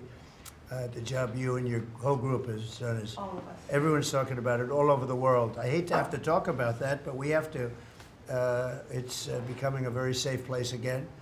And the work, I've seen how hard you worked from the beginning, in all fairness, but this focus on DC is so important for the country. So great job. And to everybody. And great job. President, it's a team around. We're all working hand in hand, side by side, all of our agencies together to make America safe and DC safe. And Iris, congratulations on your baby, and I'm so glad that you're safe now. Thank you. Thank you, Pam, very much. Great. Mr. VP, would you like to say something? Yes, sir. I'll be brief, but I want to congratulate you and the entire team on all the things that have been accomplished. You'll hear about a lot of it. You've already heard some of it, but I thought it would be helpful, Mr. President, just to take stock, not just of what we've accomplished, what we will accomplish, but of the mess that we inherited, because I think it makes this first Labor Day a bigger and more special occasion. You heard, I think, Christy talk about this, that all of the net job growth under the Biden administration had gone to the foreign-born. Now that net job growth is going to American citizens who deserve opportunity in their own country. That's a great accomplishment. You'll hear, I'm sure, Scott talk about the success with tariffs. People forget that we inherited the largest peacetime deficit in the history of the United States of America. And now, because the president is not letting foreign countries take advantage of us, we're collecting hundreds of billions of dollars, trillions of dollars over 10 years in tariffs from countries and companies that were formerly taking advantage of the American people. You heard Pam talk about the public safety and the success that we've had there. I happen to believe that maybe the most sacred thing that we can deliver to American workers is the ability to live safely and comfortably in their own neighborhoods. Public safety is not just something that should belong to the wealthy, it should belong to every working man and woman in the United States of America. And because of the work of this administration, that is happening. And of course, Mr. President, you yourself talked about the inflation mess that we inherited under the Biden administration. Maybe the most striking and even shocking statistic of the Biden administration is that housing costs have gone up by 100% over the 4 years of the Biden administration, literally doubled, making the American dream of homeownership unaffordable. We've made great strides and great progress already. But to the American people who are listening, there's a lot more to do. We're going to keep on working hard at it, but it's an honor to do this job under the president's leadership and with this very great team that you've assembled. So we've done a lot, but there's a lot more work to do, and we're very cognizant of it. Thank you, sir. Great job. Thank you, J.D. Scott? Good. Sir, as we've said very often, economic security is national security, and our country has never been so secure thanks to you. You have brought us back from the edge. You have the overwhelming mandate from the American people. You're restoring confidence in government, a topic that is on the front of everyone's mind, the Federal Reserve. The Federal Reserve's independence comes from a political arrangement between itself and the American public. Having the public's trust is the only thing that gives it credibility, and you, sir, are restoring trust to government. You are weeding out the waste, fraud, and abuse, and the old ways of doing things are not good enough. We are seeing a blue-collar boom. In the first 7 months of your administration, real blue-collar wages have taken off. And the only other time that they've done this in the past 70 years was in your previous term. Your efforts on tax, trade, and deregulation have boosted paychecks for American workers while slowing the pace of inflation and lowering the cost of energy. Inflation has plummeted to just 1.9% since you took office, and the economy rebounded with real GDP surging 3% last quarter. The blue-collar boom coincides with a CapEx comeback. In anticipation of your one big beautiful bill becoming law, CapEx increased by American businesses by nearly 14% in the first half of this year. And as you and I talk about frequently, and as that chart or that photo attests, we are going to see, I believe, a bigger CapEx boom from here. This is just the beginning, just the beginning. You have saved this country by making it the best place in the world to do business again. Treasury is helping to implement these new provisions, as well as no tax on tips, no tax on overtime, and no tax on Social Security.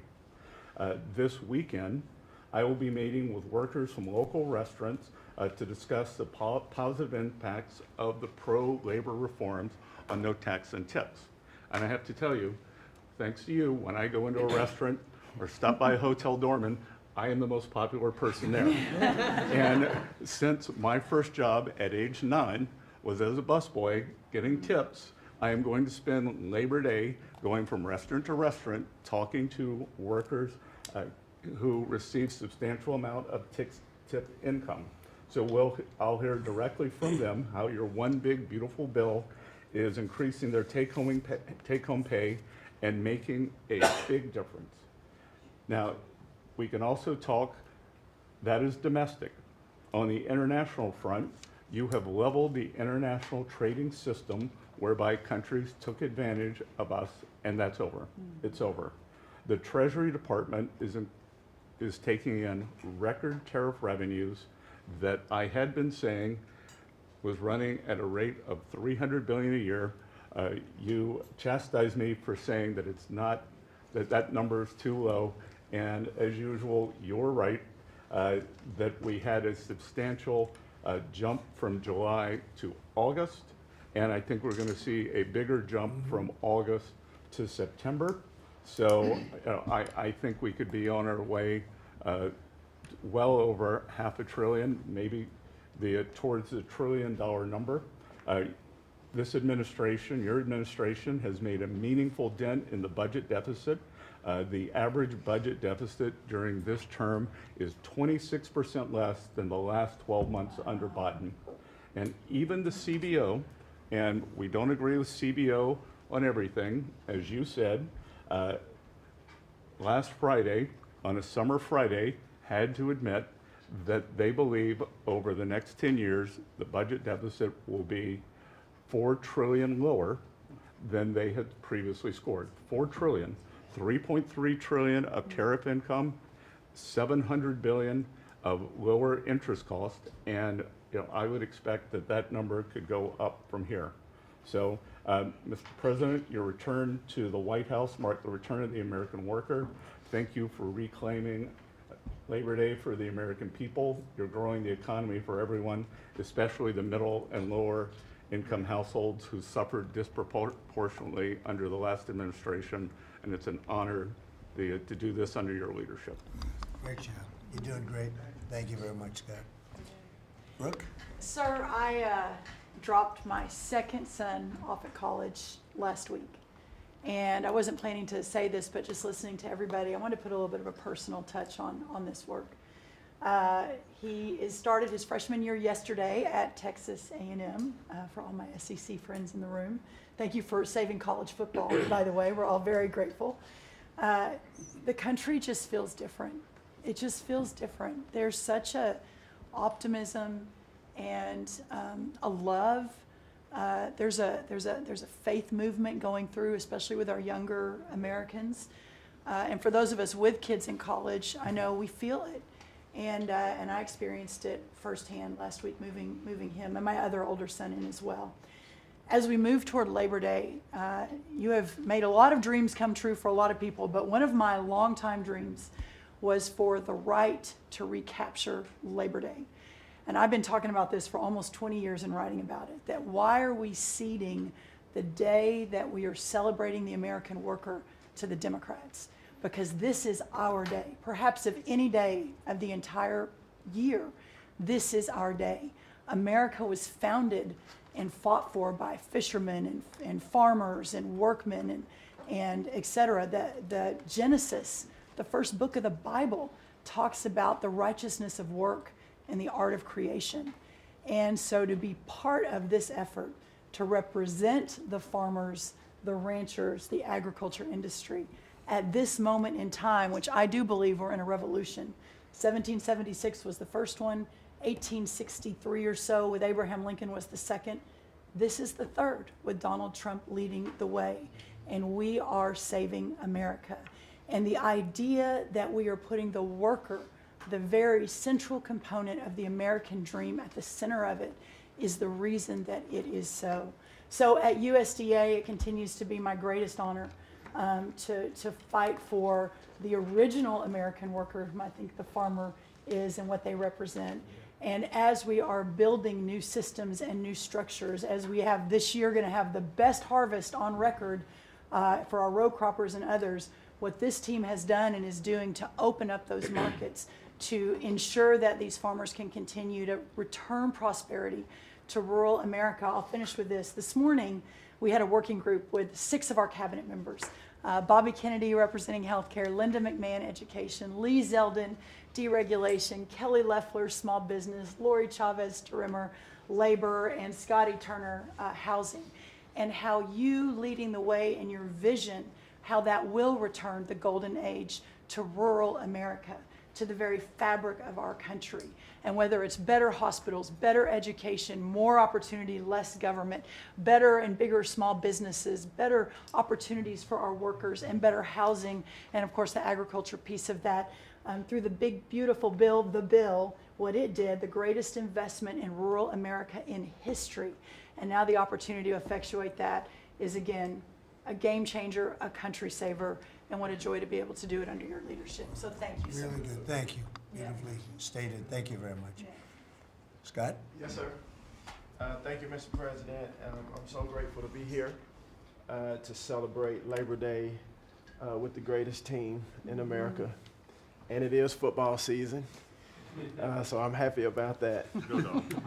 But Mr. President, I want to say thank you for, as Brooke said, reclaiming Labor Day. And you've been a tremendous champion for the American worker. I come from a hard-working family, as many people around this table do. And so thank you for helping us to change the conversation. And I believe we are changing the conversation around the kitchen table. And as everybody knows, you know, my job is to steward HUD. And we have at HUD been very intentional about changing the conversation about the dignity of work and the dignity and the honor of family formation through work. And how the younger generation, when they see their parents work, how they're incentivized to work. And that, you know, America is not a welfare state, but America was built on small business. It was built on entrepreneurship. And so as it pertains to housing, we're being very focused on that, and even some that receive HUD funding to make sure, like our Section 3, when you receive HUD funding, that you are given opportunities for the most vulnerable Americans that you serve to have work, to have opportunities to work, to have work requirements. Work requirements are not a bad word, that's a great word.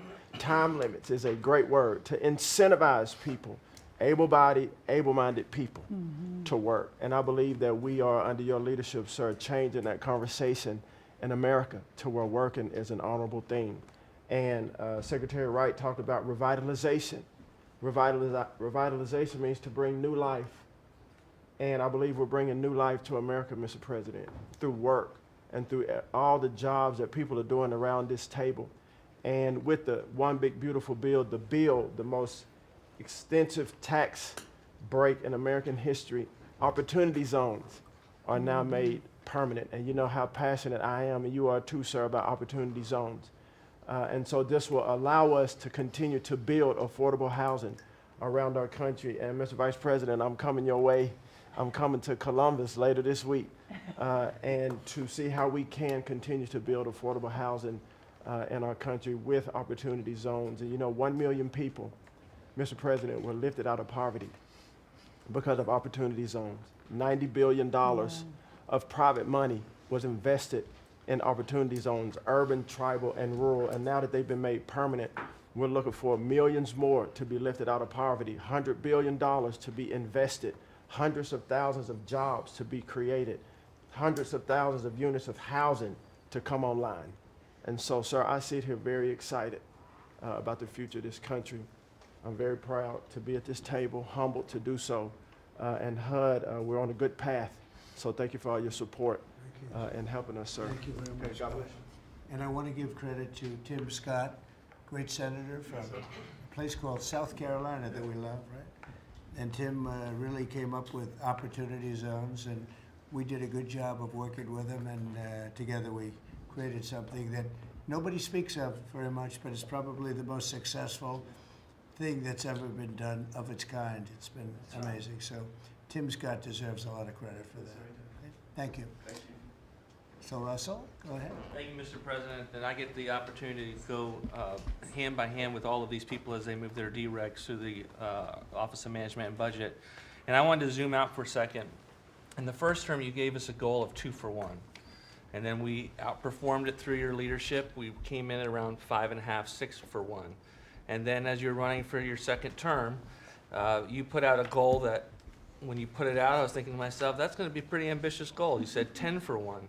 Well, where we are right now, in just 1 month, in 1 year, basically 8 months, we are at 245 deregulatory initiatives planned by these agencies. That comes out to 30 for 1. So we are making incredible strides, and you know, as you're focused on the details of each one, I mean, these aren't small things. Endangerment finding is one of the most deregulatory things we've in the history of this country. NEPA reform, incredibly deregulatory. WOTUS just came in, which is Waters of the United States. So every single one of these agencies is doing incredible work when it comes to deregulatory, and when you add that to the work being done to get us going on energy, reduce spending, we're going to lower costs for the American people, we're going to be able to have innovative jobs and get them back to work. So thank you for your leadership, Mr. President. Thank you. Great job, Russell. Appreciate it. John, central casting, I call him. He's central.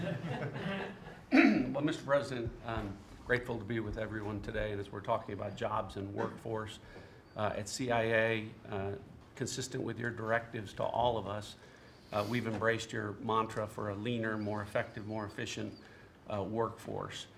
But at CIA, Mr. President, we had an additional challenge because, as you know, at times, our workforce had been misdirected. Its focus put on political narratives, some that even worked against you and always worked against the American people. I heard about that. But under your leadership and your direction, we have been focused back on the core mission of what CIA is supposed to be doing, which is to provide you and this entire incredible team around the table with a decisive strategic advantage in accomplishing your goals. And your success in that regard, the examples are clear and many.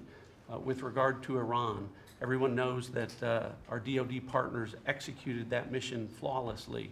But flawless military operations are subject to flawless intelligence. And as you know, Mr. President, CIA was the backbone in terms of its intelligence operations in providing that flawless execution that allowed you and your team to obliterate Iranian nuclear facilities and set back a nuclear program by years. Likewise, with regard to your ability to prevent and to preempt wars between India and Pakistan, between Armenia and Azerbaijan, between Rwanda and the Democratic Republic of Congo. In all those cases, CIA intelligence supported you and your entire team in making that possible.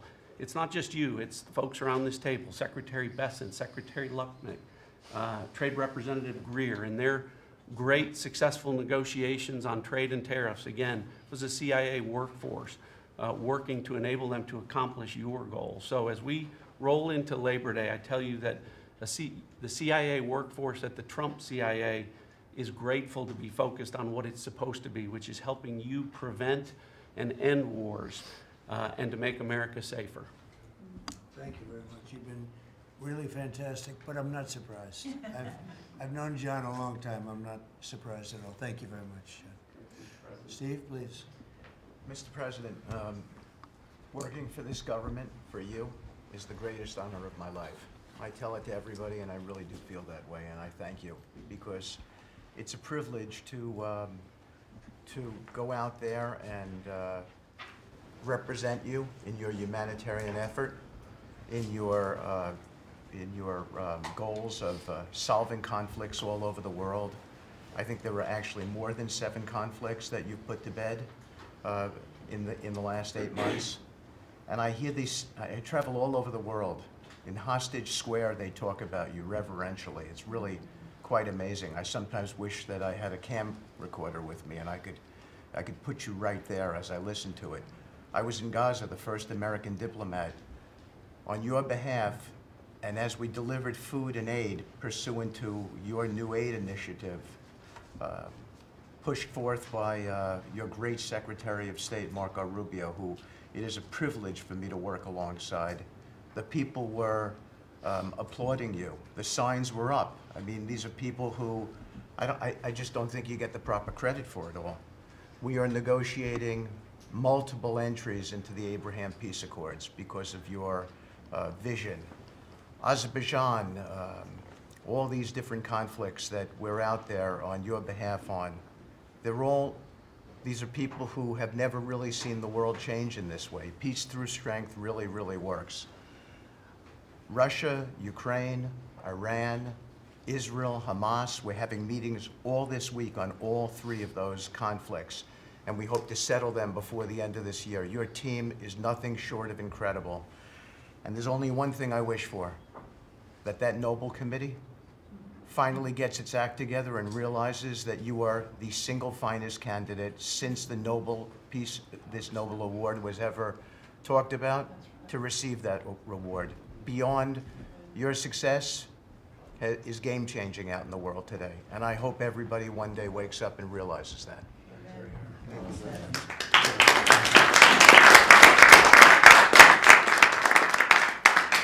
Thank you, Steve. Jameson, please. Mr. President, I like to think of Labor Day as the Trump trade policy day, because everyone around this table and everyone listening knows that one of the major reasons why American workers and organized labor voted for you is because of your trade policy and the policies you've had and advocated for 40 years or more. You have reset global trade policy in the past few months, and it shows that it's been working for American workers. When you look at President Biden, in the last quarter of 2024, median weekly earnings fell 2.1%. In the first quarter of your term, they went up 3.3%. And that's why we're doing the trade policy we're doing. It's to help the workers of the United States of America. And they're the best in the world, but they can't do it without a level playing field. And you have flipped the script. For many years, the other countries had high tariffs and high non-tariff barriers, while we were open to all of their labor and services and goods and capital. You flipped it. Now we have the tariffs, and they have lowered theirs and the non-tariff barriers. And we couldn't have done it without you and the leverage you've created.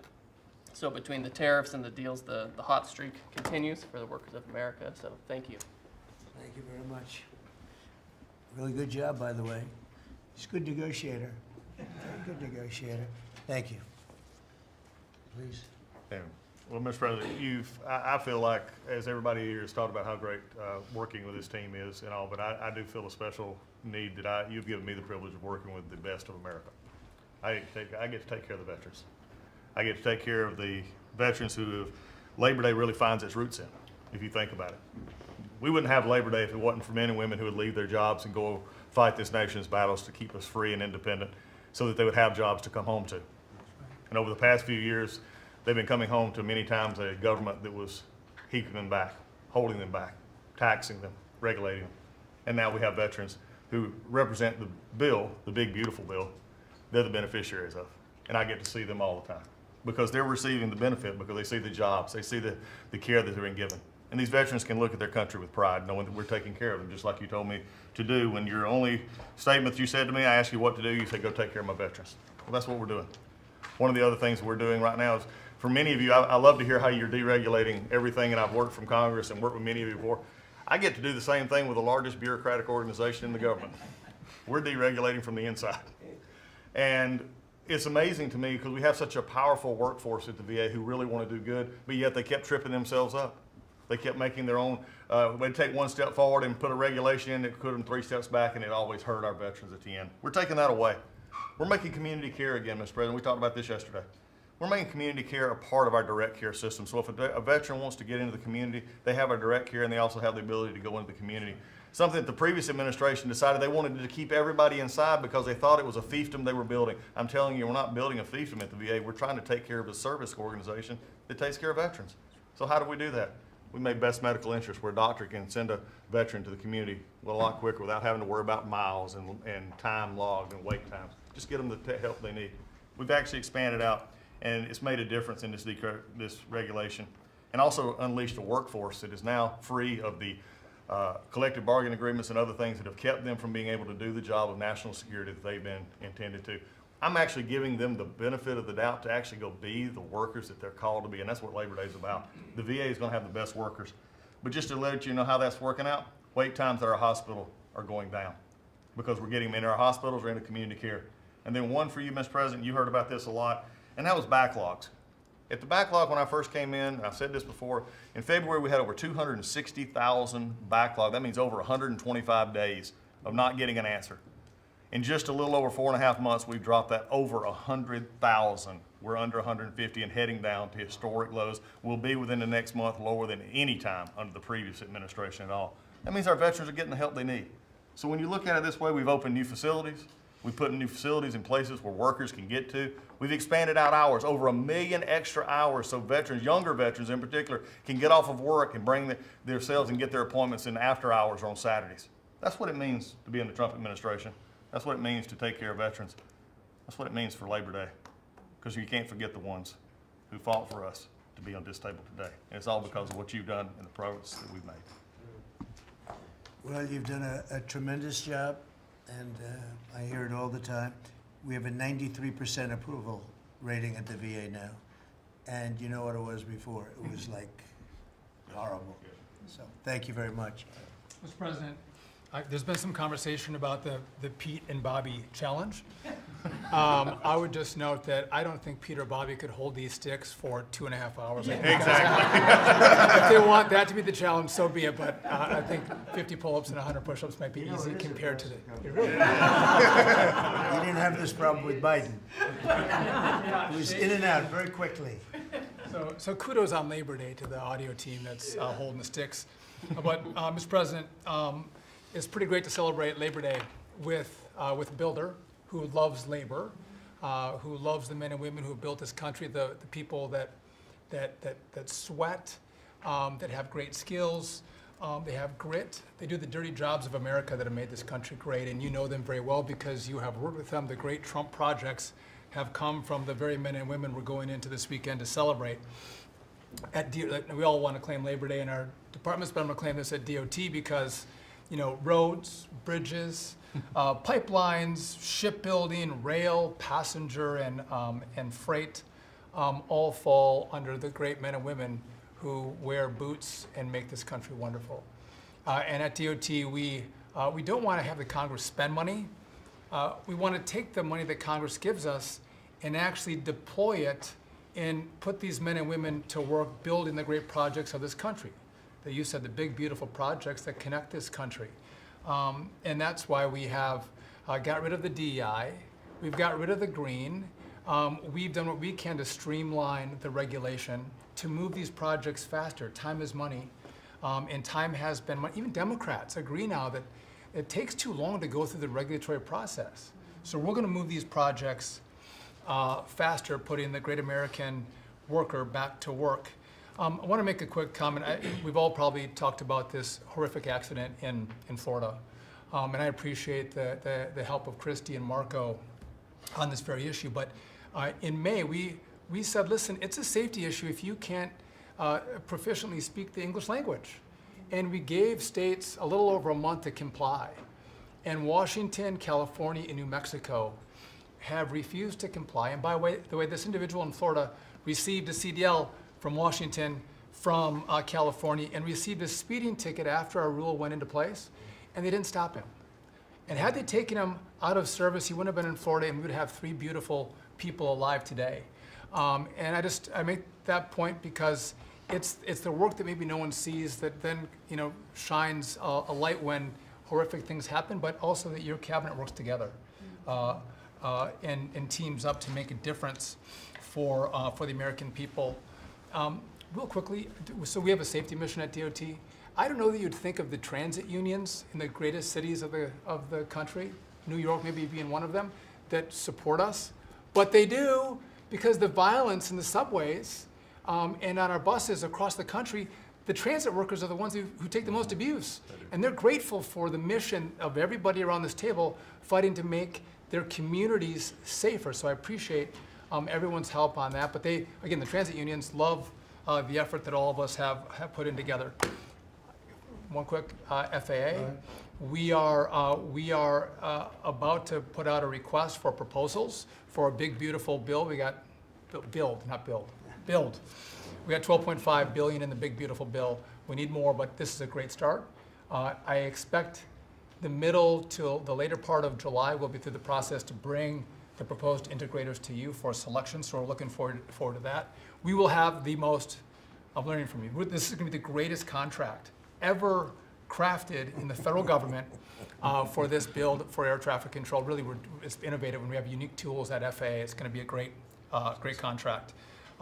Bobby left me out of the windmill conversation, Bobby, but so there was a study done in the last administration that said if you build windmills 1.2 miles, within 1.2 miles from a roadway, it can mess up the automation and technology on a car.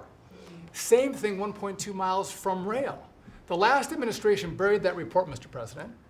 And so now what we've said is, what we're going to do is say, listen, I'm sorry, it is a safety risk to build windmills this close to roads. By the way, they want to build them by roads and by rail. We're going to say no more. It is a safety risk, and we have a report to show that. And just real quick. That's a good idea. That's great. Good team effort. I wasn't invited to the party, but I'm still going to throw in the party.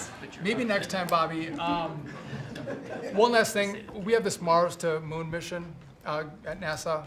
No, Moon to Mars mission. Sorry about that. But sometimes people think that space doesn't matter to them. But if you look at every rocket that's launched, the machinists, the truck drivers, the electricians, the welders that build these rockets in the industry that has developed over the course of the last 10 years in space, it's truly remarkable. It's not just rich guys sending up rockets in partnership with NASA. There's a whole industry of working men and women who we celebrate this weekend that build, refurbish, design the rockets that are making America the leader in space. So thank you for your leadership, and happy to celebrate this weekend with you, Mr. President. Really great. And he is doing a good job at NASA too, and we are, I think we'll have some pretty exciting announcements. Yes, we do. And you enjoy it. And fun. I said, how about temporary? He said, well, can I go a little bit longer? He loves it. He loves it, and he's doing a really good job. Thank you very much. Appreciate it. Howard, please. So, making America great again is one of the key statements, and people don't always understand what you mean. So, we always talk about 1870 to 1913, but in the mid-1980s, America owned more of the rest of the world than they owned of us.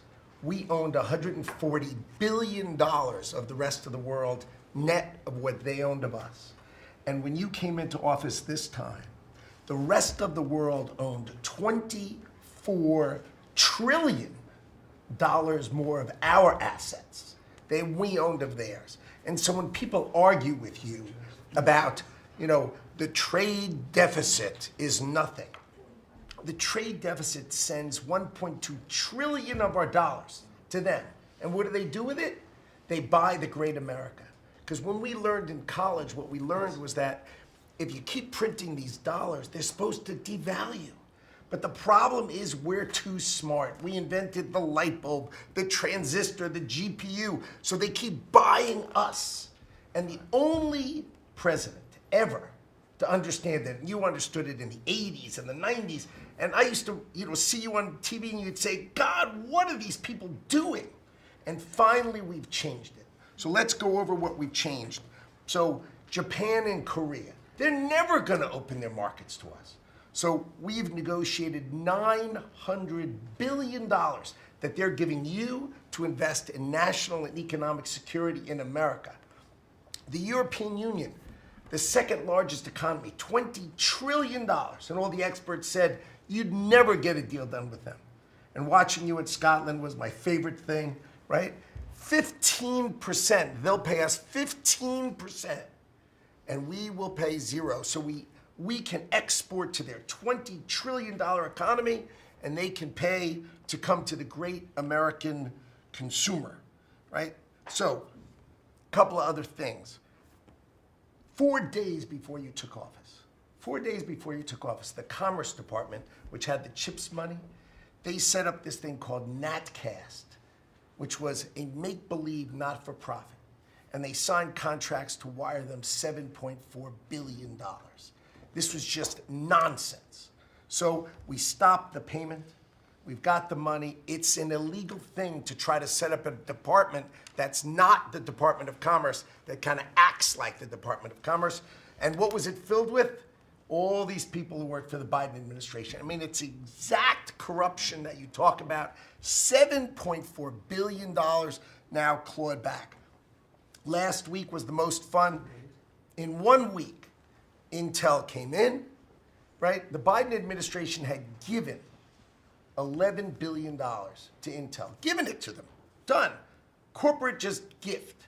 And you turn that into really, you know, it was like less than 5 minutes of conversation, and Intel agreed to give us 10% of their company, which of course was worth $11 billion. So it's not socialism. This is capitalism. If you give someone $11 billion, who's just building in America, they're not doing something special, they're building in America. And their CEO told the president he didn't need the grant. And you said, well, then why don't we get something for it? So it's amazing. You're going to watch semiconductors come home, right? We don't produce semiconductors. We've got $165 billion for TSMC, but you're going to watch the whole ecosystem come home because Donald Trump is the only president who understands the magnet to make them come home is one word, which used to be your favorite word. Now it's dropped to number 4, which is tariffs, right? Tariffs are going to bring semiconductors home. They are going to empower Bobby to execute MFN. Tariffs are going to be one of those tools that he's going to use to do that. We're going to do it for furniture. We're getting autos. We got steel, aluminum. I mean, it has been a blast, a blast. So 2 more things. The Department of Commerce is going to start issuing its statistics on the blockchain because you are the crypto president, and we are going to put out GDP on the blockchain so people can use the blockchain for data distribution, and then we're going to make that available to the entire government so all of you can do it. We're just ironing out all the details so we can do it. Patents. We have given tens, if not hundreds of billions of dollars to universities for them to do research, and they invent things. And you know who owns those patents? The universities.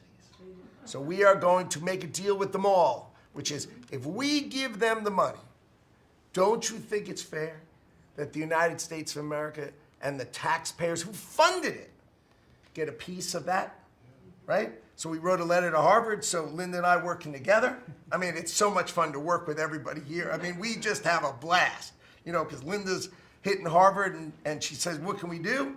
And now we send them a patent letter and we'll hit them again. So we're having fun together. This is the greatest cabinet working for the greatest president, and I just want to say thank you. I'm having the time of my life working for you, Mr. President. Thank you. That was very well stated, wasn't it? Some things people don't think of too much. Thank you very much. Great job. Pete? Sir, well, amen to what Howard said. And I would just say, heading into Labor Day from the American military, sir, we happen to be the largest employer in America. We like to think we have a different form of employees who need to be the toughest and the strongest and the most well-trained and the most lethal. And under the previous administration, and for decades, frankly, it was social justice, it was political correctness, it was divisive ideologies seeping into the ranks and changing how well we do our job. No more. Now it is only merit-based, gender-neutral, colorblind. The best of the best from the top to the bottom, that's our expectation. And sir, you've enabled that. So from the troops directly, which they ask me to say all the time, thank you for your leadership, for your boldness, for your clarity, for common sense, for providing a shield for the rest of us to put America first and to apply peace through strength. We're in the strength business. That's our job, is to stand behind everybody here and alongside John in everything they do to keep the country safe. And the world is noticing. And I wish everybody could, there were 2 meetings yesterday that I think tell the story. One was, because today happens to be the 4-year anniversary of what happened at Abbey Gate in Afghanistan. Mr. President, you had the families in, who you've met with multiple times, who when the cameras were on and not on acknowledged, sir, you were the only one that gave them a proper greeting, that recognized what they gave their sons and daughters in the debacle that was the withdrawal in Afghanistan, that we will bring accountability for at the Defense Department through our investigation. That's good. But at the same time, the world sadly took notice, whether it was Israel, whether it was Ukraine. Those wars never would have started if you were president. Instead, they looked at the foolishness of Joe Biden. Under your military, your Pentagon, we are restoring deterrence. Whether it's Midnight Hammer and those beautiful B-2s, 37 hours straight, whether it's counter-drug operations in our own hemisphere, whether it's the border, working with Christie and the national security team, whether it's LA, whether it's Washington, D.C., you name it, whether it's Europe. Our allies paying 5%, now our allies in the Indo-Pacific stepping up to do the same. That's a recognition that American leadership is here. And then in the second meeting, we were talking about what we're doing in D.C. and Pam's taking the lead. I have to say, just pause for a second. When I look around this table, yes, there's a national security team of Steve Witkoff and John and Scott and Howard and the vice president and Susie and Christy and Tulsi, but to every person here, we work together on a daily basis. And if you call me and I call you, the answer is yes, how do we do it together? I think that's exceptional. It's what the American people deserve, and you've demanded that, sir. So I very much appreciate it. In that meeting on DC, I started my sentence by saying, the Department of Defense, to which you said that just doesn't sound right. So maybe next time we're here, my card will read Department of War. We'll see. But it's not, here's the thing, here's what people miss. It's not just about words. It's about the warrior ethos. It's about what the department is supposed to do. George Washington started the Department of War because he wanted us to win our wars. Our founders didn't want endless foreign entanglements. They didn't want endless contingencies and deployments. They wanted an empowered military that the handcuffs were taken off to fight to win and then bring those troops home. So my platoon in Guantanamo Bay, our motto was, those who long for peace must declare for war. We must prepare for war. We don't want war, we don't seek it. You are the peace president, sir. Because we are strong, our enemies know what we will do. And so whether it's Secretary of War or Secretary of Defense, that warrior ethos is changing. We're going back to basics. Our drill instructors can be drill instructors again, sir. So from the minute of the tactical of standards to the strategic of B-2 bombers, we're focused on what matters. Had a meeting yesterday on Golden Dome for America, which is on track to deliver strategically for the American people. Munitions and the Deputy Secretary making sure our stockpiles are overflowing. That's our job. I'm an honor to be a part of it, sir. Thank you for your leadership. That's great. I think I like Department of War better, but we'll make that decision, right? But you've been great. Thank you very much, sir. So Marco, go ahead. Well, Mr. President, first of all, everyone's made this comment already and needs to be echoed again. You were elected as the President of Working Americans, and that's why this Labor Day is so meaningful. For me personally, this is the most meaningful Labor Day of my life as someone with 4 jobs. And so,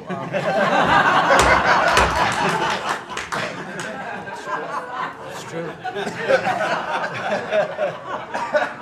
And, but on the point of, you made it very clear from the outset, even in foreign policy, everything we did has to be pro-American. It has to make America stronger or safer or more prosperous. And there's just a few things I want to touch to because it involves your team under your leadership making it happen. The first is, for the first time in the modern era, we are truly on offense against organized cartels that are pumping poison, killer poison, into our cities. And that's a team effort. It's Christie's team, it's Pete's team, it's Pam's team, and obviously it's under your leadership. And by the way, we're getting incredible economic international cooperation. Countries just in the last week, Ecuador, Paraguay, Guyana, Trinidad, today Argentina, all joining us or trying to be helpful in advancing this. And this just, one thing is we're going to stop drugs from coming in and we're having record seizures, but another thing is to build an international coalition against the scourge on the international stage. The second is mass migration, illegal mass migration, which is dangerous for the country but harmful for American workers. What's happening on the border is essential, but it's not just what's happening on the border. And again, Christy and her team have been essential in this. We have countries all over the world that are actually helping us, whether it's through safe third country agreements, whether through it's stopping the migration flow from coming here in the first place. Incredible international cooperation. You've redefined our border. It's no longer just our physical border. We are doing things ahead of time to prevent this from happening and getting cooperations from countries that we've never seen before. And last, I would say, and Steve touched upon this, who by the way is doing a phenomenal job. Steve is both a great negotiator and he's also a nice guy, which are 2 tough things to pull off together. But it's incredible. But we both work for the peacemaker in chief. Think about it, how fortunate we are as Americans to have a president who's made peace a priority. And just since the last time we've met, there was a war going on in Cambodia and Thailand between Cambodia and Thailand. The president just picks up the phone and tells them to stop fighting, and within 72 hours, the fighting had stopped. You know, there's no other leader in the world that could have done it. And the fact that you were willing to spend time to do that and to make it happen is, of course, essential. And then the war that didn't happen because of Azerbaijan and Armenia coming here to sign that peace deal, which is historic in so many countries. You know how many countries said, "I think it's never going to happen, it isn't possible," and it occurred, Mr. President, because of your leadership. And then on a point of personal privilege, I wasn't even going to raise it. I haven't even talked to you about this. It's a little controversial, but I think I need to bring it up at this time of year. This thing about people getting married on Saturdays during college football season is a scourge, Mr. President. It's dividing families. And I don't know if we can have an executive order on this. It's insane. But it's really difficult. There's 7 other months of the year that people can get married, so I just wanted to say that because it's very, very difficult. Thank you. Fantastic. Okay, thank you very much. Doug, please. Well, Mr. President, you've heard from around the table how people are grateful to have an opportunity to be part of this team, have an opportunity to work for you, and have an opportunity to serve the American people. And I would say as we head into this Labor Day, the thing that really differentiates you and your leadership and everybody around this table is one word, and that's respect. Because this is a group of people that respect our farmers and ranchers. We respect the people that are in law enforcement. That's a huge change. Respecting the people that are in uniform, respecting our veterans, respecting our shrimp fishermen. I mean, whoever it is in this country, people that are building our roads.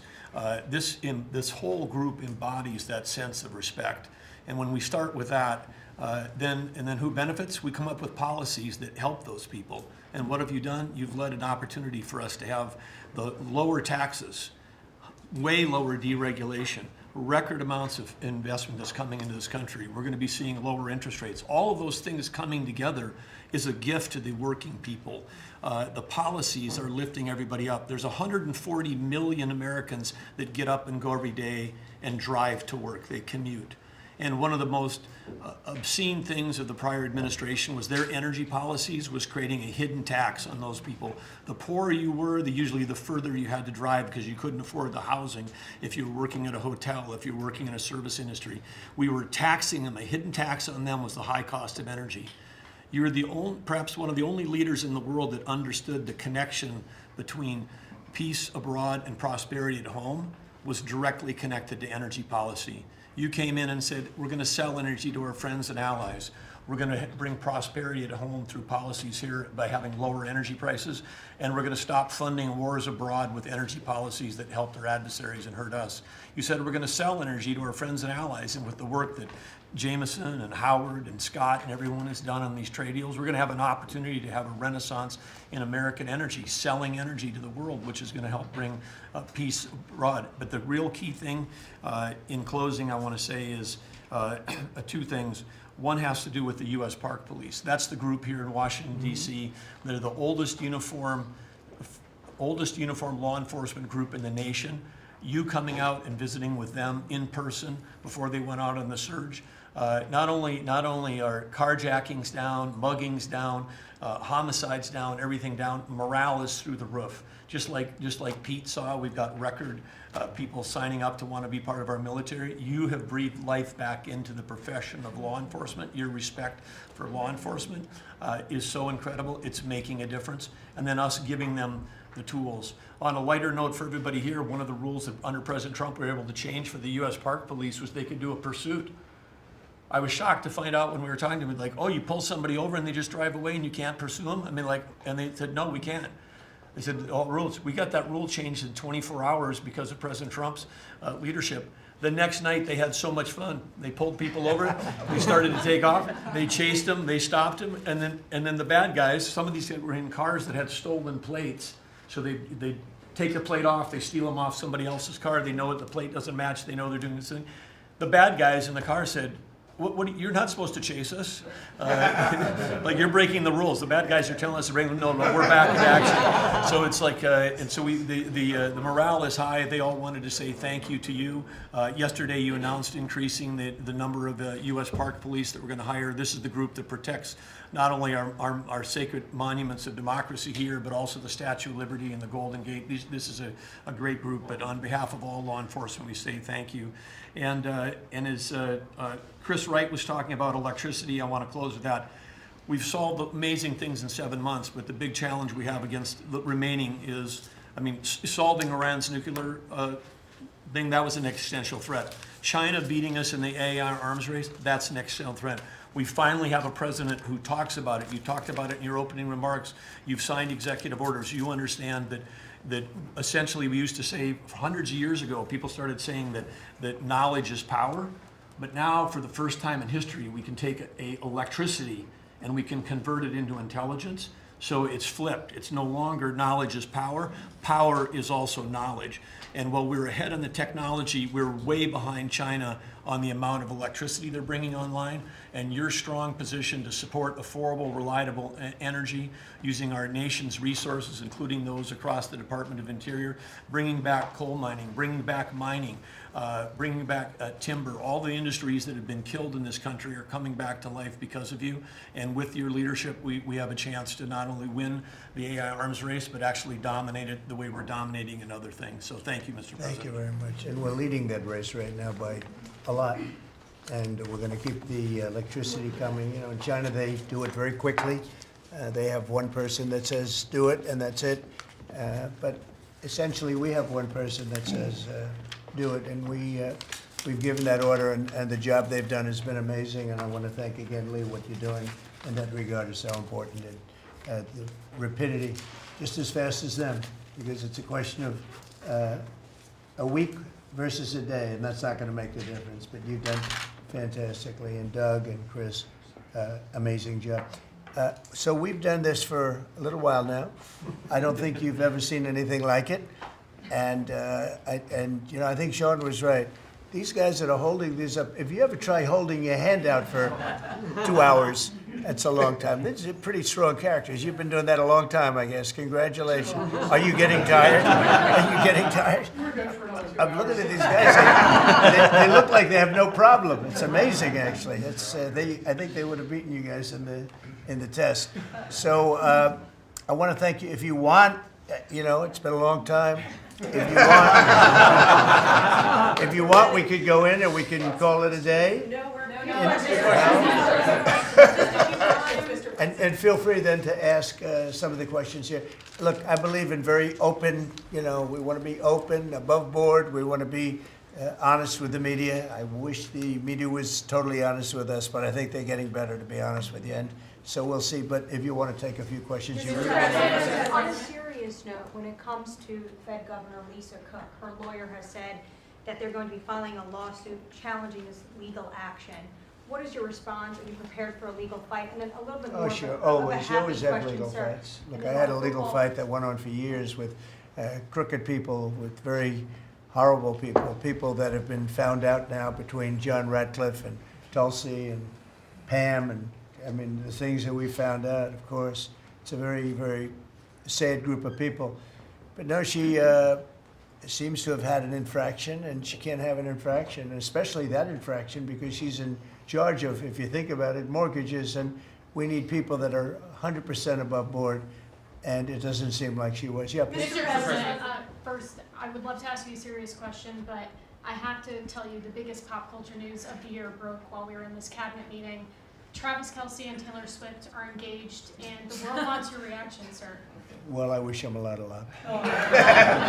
Thank you, I think I think he's a great player. I think he's a great guy, and I think that she's a terrific person. So I wish them a lot of luck. On a serious note, Mr. President, in May, Secretary Rubio said that they were aggressively removing visas of Chinese students. Yesterday, you said you wanted to allow 600,000 Chinese students to study in the United States. Could you and the Secretary clarify what is the policy on Chinese students in the United States? Well, we think we're getting along very well with China. And I'm getting along very well with President Xi. I think it's very insulting to say students can't come here because they'll go out and they'll start building schools and they'll be able to survive it. But I like that their students come here. I like that other countries' students come here. And you know what would happen if they didn't? Our college system would go to hell very quickly.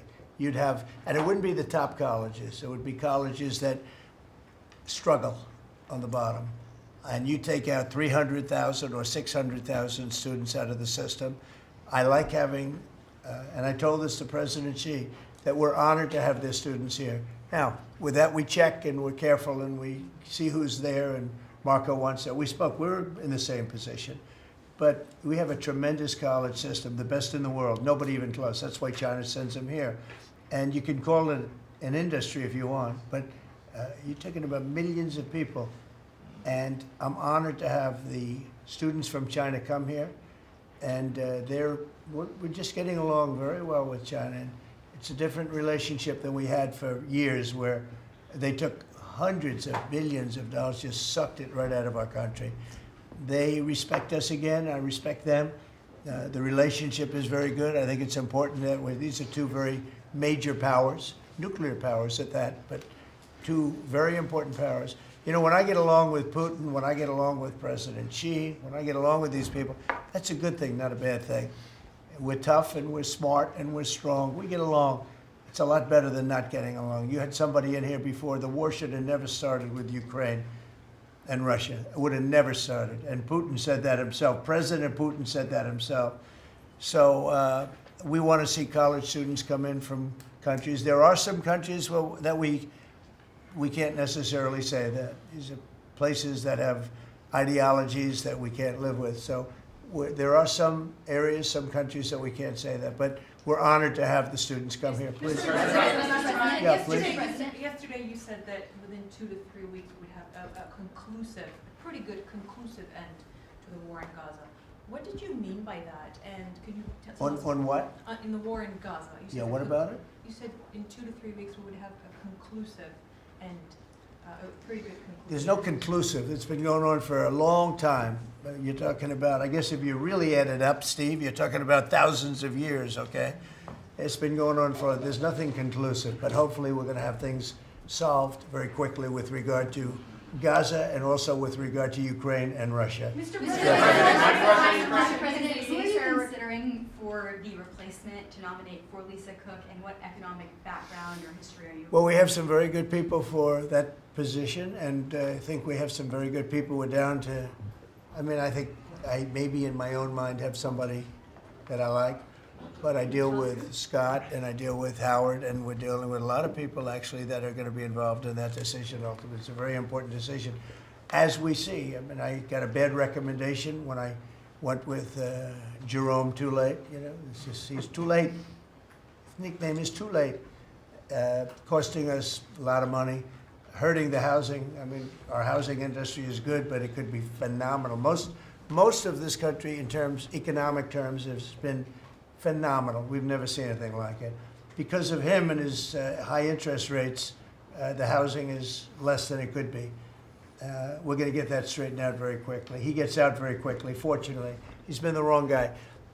Not a bad person, I don't think, but I do think he has motives, by the way, but I don't consider him. I've dealt with worse, but he hasn't done the job. The recommendation from a certain person was not a great recommendation. That person vouched for him, but we're doing a very careful study. We'll see what happens. Look, we just put a very good man in one position. We might switch him to the other. It's a longer term and pick somebody else, but we're very happy with the person we have in there. And we'll have a majority very shortly, so that'll be great. Once we have a majority, housing is going to swing and it's going to be great. People are paying too high an interest rate. That's the only problem with housing. We have to get the rates down a little bit. And when we do, it's going to be a tremendous difference. The country is doing so well. It sort of blows through the fact that we have a man who's too late and not doing a very good job. Please, in blue. Mr. President, regarding crime in D.C., something that might help especially ladies is being able to carry. I know you've talked about reciprocal carry. Would you like for that to apply here in Washington, D.C.? When you say carry, I assume you're talking about carry what we're talking Concealed about, right? or, yeah. In other words, carry a gun. Is that right? Would you like to carry a gun? I would like to, yes, sir. You'd feel a hell of a lot better, right? I absolutely would. I agree with you 100%, okay? Okay, great. But I'll tell you, within another couple of weeks, it's hard to believe what's been accomplished in 12 days, but within another couple of weeks, you won't have to carry. You're not going to have to carry. You're going to be safe. People are safe now. The turn has gone fast. I knew it was going to go fast, but this turn has gone really fast. And within a month or two, this is going to be one of the safest places in the country. I have no doubt about it. And we'll do an extension. We'll work with Congress, or I could declare an emergency, but I don't think that's going to be necessary. And We'll to work with that, Congress. you've got We're going to be working with Congress. I spoke with our great speaker, and I will be speaking to John Thune, and we're getting tremendous support from Congress, especially maybe here. Everybody wants to see our capital be great. You could say be great again. You know, it's such a beautiful place, but if you have crime, nothing looks beautiful. So, but you won't need to carry a gun, but if you do, Well, I would like it's to gonna be have your the choice. option, just in case. Well, a lot of Sir, people feel that. Also in other blue cities, you've got Karen Bass in Los Angeles, Brandon Johnson in Chicago. It seems to be very popular here, the fact that people can walk around, go to restaurants, shop, not Yeah. have to worry about their safety. If blue city mayors oppose those efforts in their cities, do you anticipate that Democrat voters are going to take it out on them at the I ballot? think so. I think that crime is going to be a big thing. And we are the party, the Republicans are the party that wants to stop crime. We're against crime. The Democrats like crime. I don't know why. I mean, we talk about common sense. I think I got elected on talking about common sense. The border, we have to have a wall. We don't want transgender for everybody. We don't, as I said before, we don't want to have men playing in women's sports. I mean, you see the difference. Weightlifting. Take a look at weightlifting. Take a look at long distance running, where a runner came in 5 hours and 14 minutes ahead of another runner, both champions. One male, one female. It's not fair. It's demeaning to women. It's so bad. But they have another one, and I think this is the beauty of them all, crime. They're against crime prevention. You can't do that. You can't do that. And I think to myself, I say, is there some game? You know, they're smart people. Is there anybody that could cheat like that in elections is smart, okay? And there's never been in history anybody that could cheat like that. They're smart. They're brilliant in many ways. I say, is there some trick to this? When they say, Trump is in Washington, D.C., stopping crime. He's a dictator. And people are being mugged like your brilliant associate here. I don't know how you're alive. I mean, based on that story, you got very lucky. He didn't just go, all he had to do is this, right? And, you know, it's pretty amazing. Was it an So intentional we have something. I think we have two things. I think what Bobby was talking about with respect to drug prices is unbeatable. Nobody else could have done it but us. And I think that crime. I think crime will be the big subject of the midterms and will be the big subject of the next election. Think of it. They are, instead of saying, Trump's right about crime, it's really bad in Chicago. You have a guy in Illinois, the governor of Illinois, saying that crime has been much better in Chicago recently, and Trump is a dictator. And most people say, if you call him a dictator, if he stops crime, he can be whatever he wants. I'm not a dictator, by the way, but he can be whatever he wants. I think it's going to be a big subject for the midterms, and I think the Republicans are going to do really well. They called it a trap. This Democrat consultant, they said, he's put him in a trap again, because these are all traps. You know, 80-20, but they're not 80-20. They're almost 100-0, all these issues. But I would say that crime is stronger than men playing in women's sports. I think it's stronger than transgender for everybody. You know, it's transgender for everybody, according to them. It's stronger, of course, this is the cause of it, open borders. Open borders gave us a lot of this crime. So, you know, so they're sort of on an equal footing, I guess. But crime is going to be a very big subject. And you know what he should do if he was smart? Illinois or New York, if they want, or Gavin Newsom, they should call me and they should say, you know, we've got a problem. You know, we could solve with this team, different players, but work the same way, because you'd leave them here. You don't want to take them out and let it go to hell. Everybody's so happy in what, I bet you walked over here today and you had no fear. Nobody has any fear anymore for the last 12 days. But it would be so smart. Gavin Newsom called me up, say, you know what, we have a big problem. We have the Olympics coming up. We want to do well. We have tremendous problems on crime and other things, and would love some help. Chicago in particular, maybe right now. I mean, it's a disaster. It's a disaster.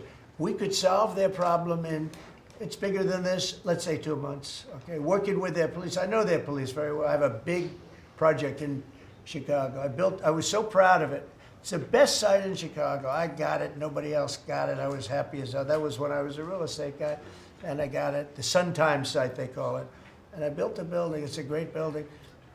And I'm so embarrassed when I see the kind of crime stats coming out there. So embarrassed.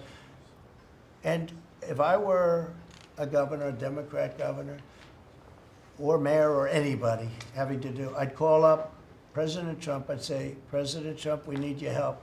We saw what you've done in D.C. in a period of 12 days. This is 12 days. We haven't even started. This is going to be so safe. It's going to be the safest place on earth. And we'll do the same thing in Chicago. But I'd like to be asked, as opposed to just going in and doing it. Because, you know, when you go in and do it, then they start screaming, oh, he shouldn't be here. We don't need him. We're doing so well. And then the better we do, they take credit for it. So it's really pretty unfair. Mr. President, Yes, on go ahead. crime, for a lot of victims like myself, a big concern is long-term sustainability. Can you share with the American public about your plan in ensuring that DC is safe in the long term? Longer term, yeah. Well, it's a great question.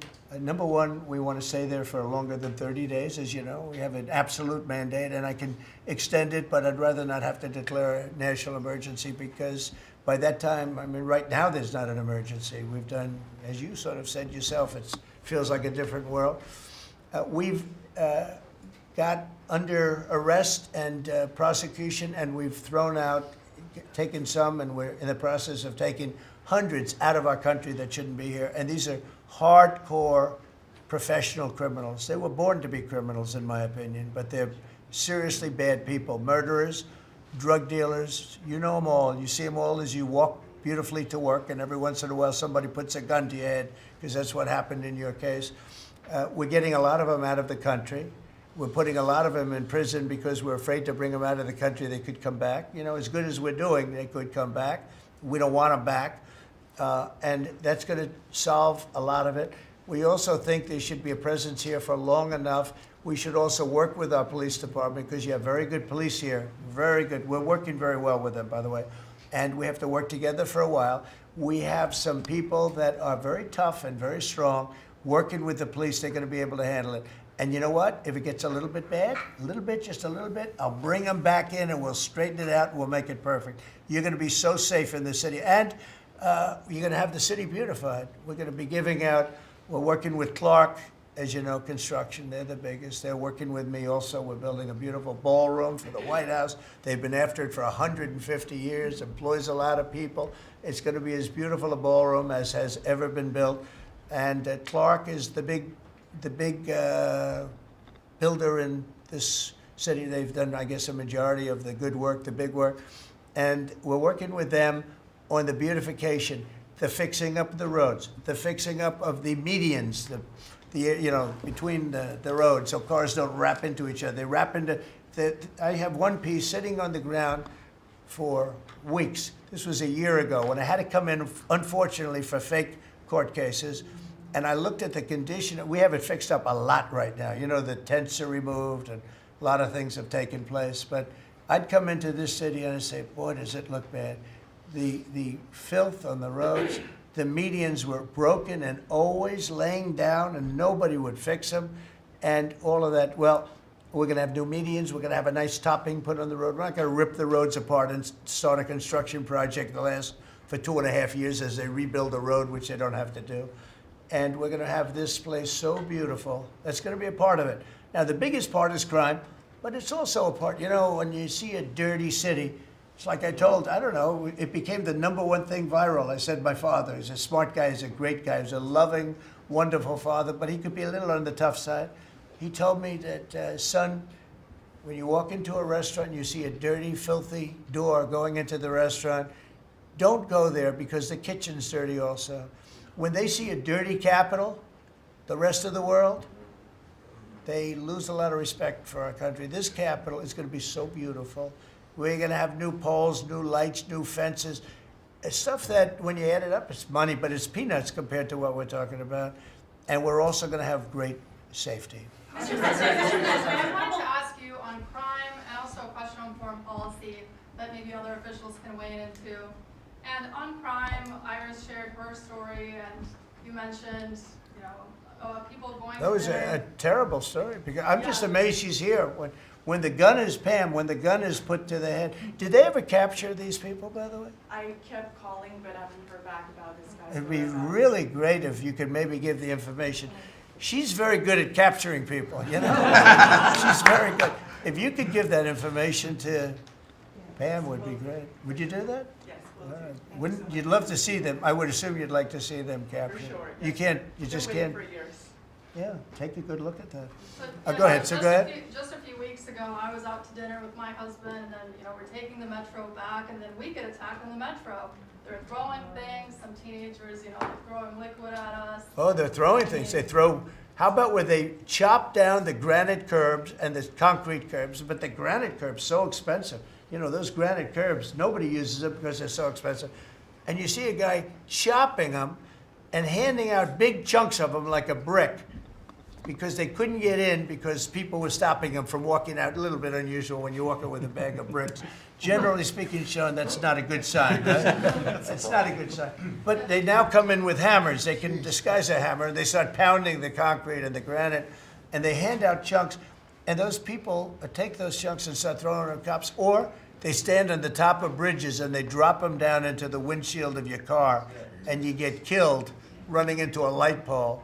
It's those days are over. I wanted to ask you, Governor Hochul, Kathy Hochul, said that she spoke to you on the phone, and you said you might send National Guard troops to New York. You mentioned that. So will you? I'd love to do it if she'd like. I get along with Kathy.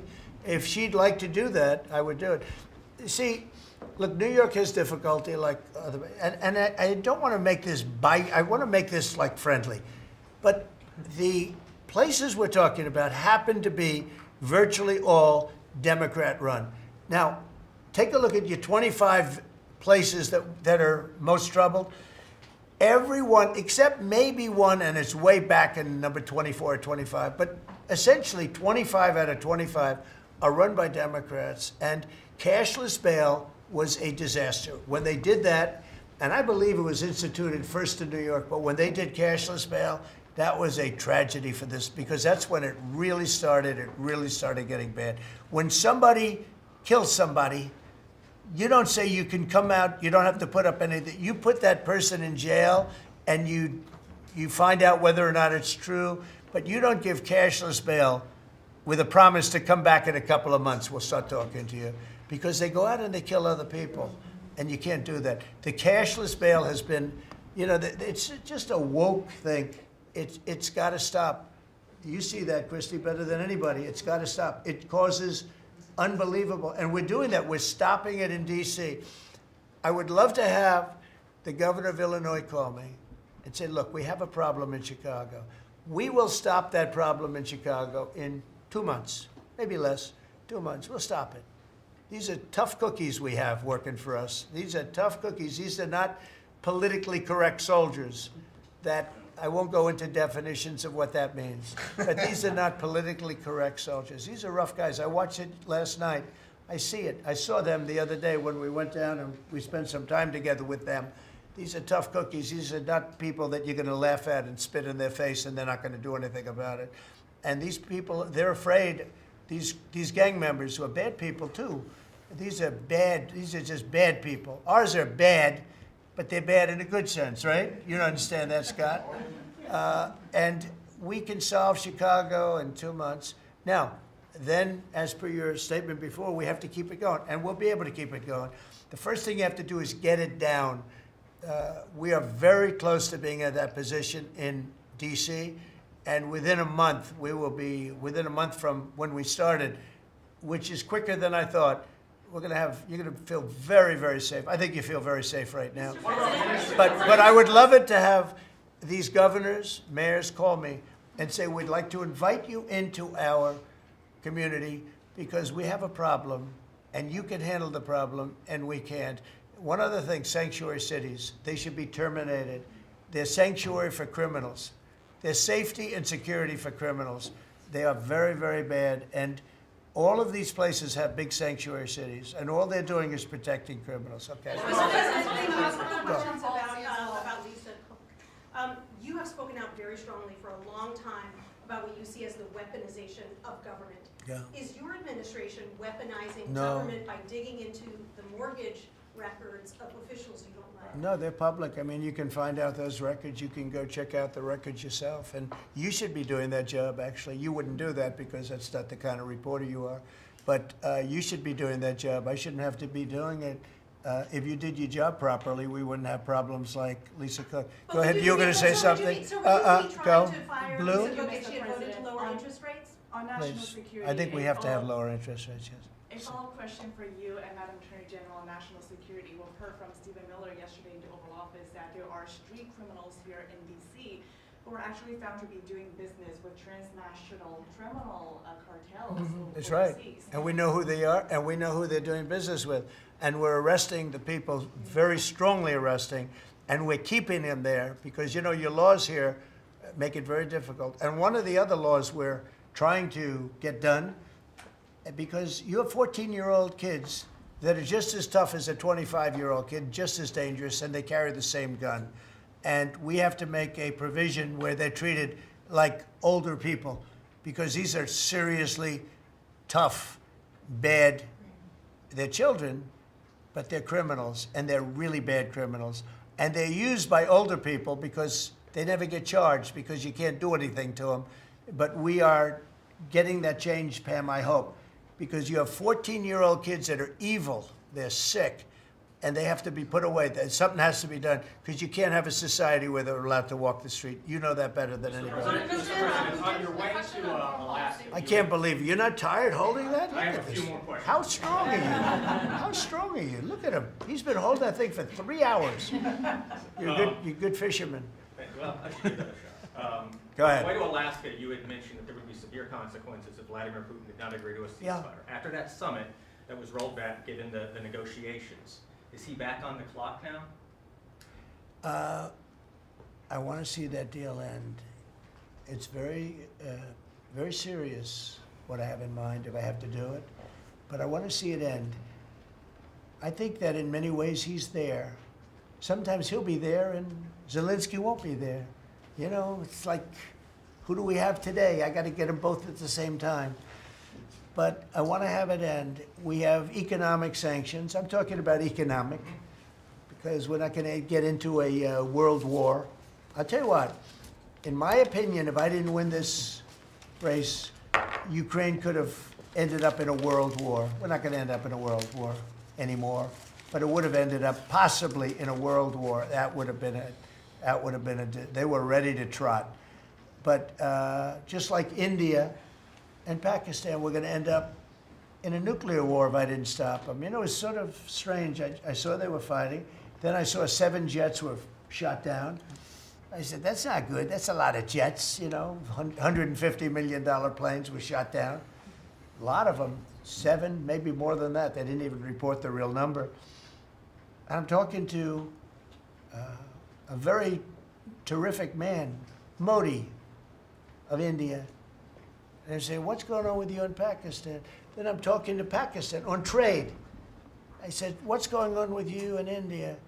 And the hatred was tremendous. Now, this has been going on for a hell of a long time, like sometimes with different names for hundreds of years. But I said, what's going on? I said, I don't want to make a trade deal. No, we want to make a trade deal. I said, no, I don't want to make a trade deal with you.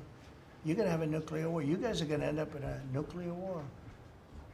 And that was very important to them. I said, call me back tomorrow, but we're not going to do any deals with you, or we're going to put tariffs on you that are so high. You were there, Howard, right? Yep.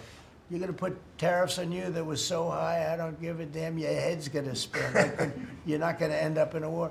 Within about 5 hours, it was done. It was done. Now, maybe it starts again. I don't know. I don't think so, but I'll stop it if it does. We can't let these things happen.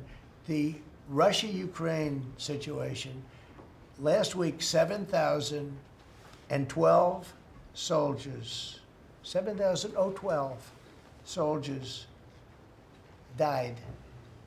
They were Russian, they were Ukrainian, they weren't American, so a lot of people would say, what do you care? They're not American. I care. They're 12,000, over the last couple of weeks, over 12,000 people died in like in 2 weeks. You know, we're talking about crime where somebody's killed here or somebody. Think of it, you have your son leaving Russia, leaving Ukraine, their little house, wherever they live with their parents, they're waving goodbye, just like our parents would wave goodbye. And they're waving goodbye, son. And then a week later, his head's blown off in a stupid war by a drone, a whole new form of military problem. So, no, I'd like it to stop. I want to get it to stop. And it will not be a world war, but it'll be an economic war. And an economic war is going to be bad. And it's going to be bad for Russia, and I don't want that. Now, I have to also see, because not everybody, you know, Zelensky's not exactly innocent either, okay? You know, it takes two people to tango. And I say it all the time. You got to get them together. I get along with Zelensky now, but we have a much different relationship because now we're not paying any money to Ukraine. You know, stop that. We're paying money to ourselves. What's happening is NATO is buying all of the equipment and paying in full. But even with that, forget about that. I want to get it stopped because it's a lot of lives that are being lost. Every week it's 7,000, 5,000, 6,000. I get the reports and I see battlefields. I'd rather not see them. And you know, you read about Gettysburg. You read about Gettysburg and you see, you know, those 600,000 people, but in that war in particular was really bad, like 150,000 or something, just dead body. I'm seeing the same. I see pictures. I see satellite pictures of heads over here, arms over here, legs over here. And this is like a modern age. It's no different than the worst wars that I've ever seen. And if I can stop it because I have a certain power or a certain relationship, I had a very good relationship with President Putin. Very, very good. That's a positive thing again. And I think I'm probably the only, Steve Witkoff would tell you I'm the only one that can solve it. I don't know, he's told me that a few times, unless he was saying that just to build up my ego, but it's not really. I have no ego when it comes to this stuff. I just want to see it stop. Thousands of young people, mostly young people, are dying every single week. If I can save that by doing sanctions or by just being me, or by using a very strong tariff system, that's very costly to Russia or Ukraine or whoever we have, you know. But I stopped 7 wars, and 3 of those wars were going on for more than 30 years. You know, if you look at Congo, if you look at, just look at any of them, almost all of them were going on for an extended period of time. Now, interestingly, one had just started. It was 2 days old, and you know that one. And we did that one when we were in Scotland negotiating. It was 2 days up, but there were 2,000 dead bodies laying on the border, and I got that one stopped too. And I'm very honored by that, but I still, the one that I thought would be the easiest is turning out to be the hardest. That's President Putin and President Zelensky, but I think I'll get it done. Why do you think that is? You never know. It's war. Can you stop the family? With war, you never know, right? War's very tricky, very horrible. But with war, you never know. Things change. People go into war, think they're going to win the war, and then they get their asses kicked. And they lose their country, and they lose millions of lives. Nobody goes into a war thinking they're going to lose. They go in. I'm sure that Ukraine thought they were going to win. It's going to be, you know, we're going to win. You're going to beat somebody that's 15 times your size. Biden shouldn't have let that happen. Biden shouldn't have. I mean, the man was grossly incompetent. He should have never been there. That would have never happened. But you don't go into a war that's 15 times your size. Do you think the Fed just put out a statement saying that Lisa Cook has indicated through a personal attorney that she'll promptly challenge this action in court, seek a judicial decision that would confirm her ability to continue. That's all right, whatever it it is. says the Fed will abide by any court decision. Thank you very much for reading abide that. by a court decision. I abide by the court, yeah. I abide by the court. Yes, please. That's enough. That's enough. Mr. Go ahead. President, what other companies are you thinking about taking stake in? Well, we didn't take a stake in the sense that it was reported. Everyone said, I bought a stake in Intel. No, I got it for free. I said I was with the, is that a correct statement? Howard was there. Absolutely correct. Scott knew all about it. They came in, a man was charged with something by a very good person, Senator Cotton, made some statements about the gentleman that was running Intel. When he came in, and I said some rough things about him, I said, I'm not happy with it, and they called, and he was very devastated at what I said. I said he should immediately resign. And he came to see me, and I was very impressed by him, actually. And he made a mistake, or factors happened where something like this could have taken place. In the meantime, his board was staying by him. And I said to him, and took about, I would say, less than 45 seconds. I said, you know what you should do if you're smart? Give the United States of America 10% of your company. And he looked at me and he said, I'll do that. I said, I just made $11 billion for the United States. And we made the deal. I didn't pay, we didn't write a check. Now, I guess Biden, with his stupid CHIPS Act, handed money to all these people that didn't need any money. Exactly. It didn't do anything. They're giving billions of dollars to everybody. They all have so much money, and they have more money. But there's no commitment that you had to build. They just took all this money. It's the stupidest thing I've ever seen. See, with tariffs, they have to come in, because if they don't come in, they can't sell into our country. So it's power, and you don't have to give up any money. But I said to him very simply, I'm glad we're straightening this out, because everyone thinks I bought in. No. I said, it would be great, we'd be a great partner for you, and I want to see Intel do well. Intel was a great company, and it can be a great company again. But I said, I think it would be good if we own 10% of your company. He said, I'll make that deal. And it happens to be worth $11 billion. So we made $11 billion for the country, and then I was criticized by some of the fake news media. That's not the American way. Actually, it is the American way. Now, if I can help other countries or do those deals with others, I would do that. I think it's great. It's good. Builds up our balance sheet. Let me tell you, our country is becoming very rich again. You don't see it. When the CBO came out on Friday and said, we just found $4 trillion, and that goes to reduce our deficit, $4 trillion, and it was from the tariffs.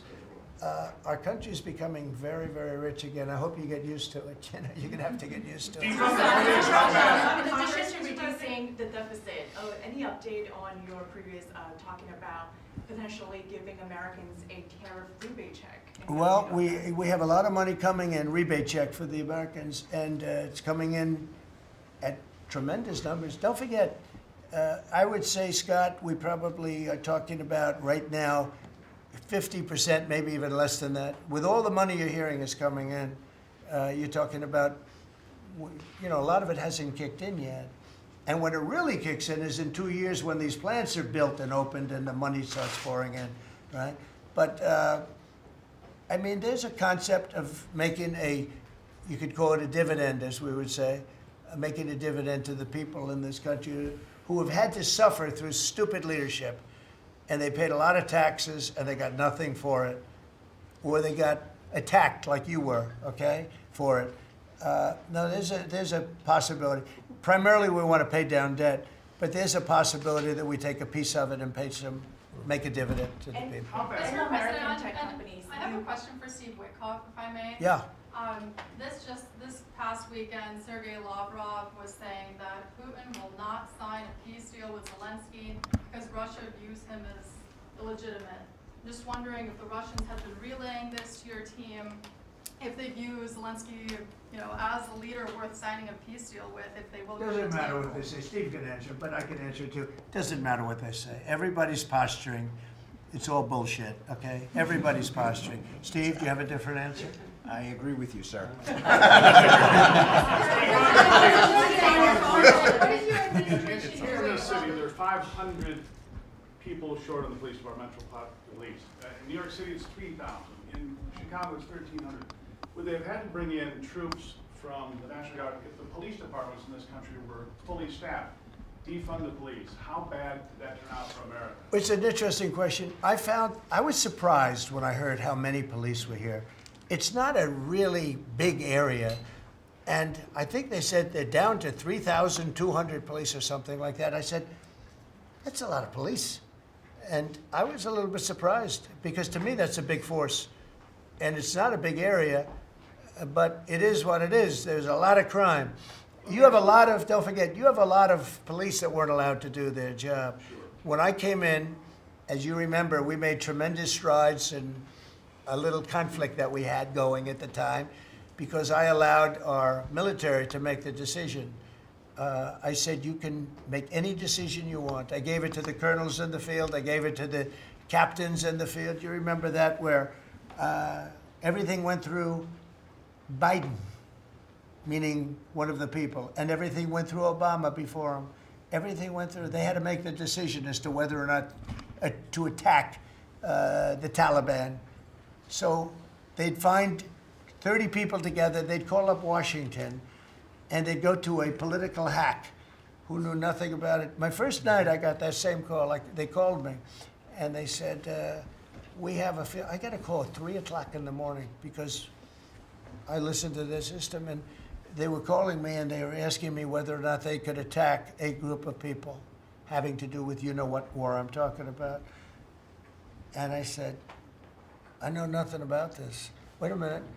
And then I said, who is he? Let me speak to the people calling. They're calling from Afghanistan. And I said, let me speak to the people. I want to speak to them. And it was a colonel. I said, where'd you go to school, Colonel? I went to West Point, sir. Were you a good student? I was, sir. I was a very good student. So you're calling the White House to ask for permission to attack, and by the time you get the answer, how long does it take? Sometimes 2 or 3 weeks. So by the time you get the answer, the people that you want to attack have already left, right? He said, how did you know that, sir? I said, let me ask you, so you're a good student, you went to West Point, and you love the military, right? Yeah. You make the decision. And I gave all those guys that went to all these great schools, and they're all military people, I gave them the right to make their own decision, and we kicked ISIS's ass. Don't forget, ISIS was supposed to be, take 5 years to terminate him, and we had a man named Raisin Kane, who happens to have done the whole thing in Iran. He's a great general, and he's a wonderful guy too, believe it or not, but he's a great soldier. We let them do their work, and we defeated ISIS. We defeated everybody. Every fight that we had militarily that I had, I won. And I let these great soldiers do some make a mistake, I guess. But like this colonel, I'll never forget it. Where did you go to school? I went to West Point, sir. I did ask him a question. I like good students as opposed to bad students. He said, I was a good student, sir. And I said, you do what's necessary. And, you know, I don't want to sound overly vicious, but he wiped out the entire group of very bad people that want to kill us. So you have to let them do their job. In Washington, they're not allowed to do their job, okay? They're not allowed. You have great police. You have great police, but they're not allowed. Hello. Go ahead. On Congress, Mr. President, would you be open to a year-long continuing resolution? I'm always open to whatever is necessary. Look, here's the problem in Congress. You have Democrats that will never vote for anything.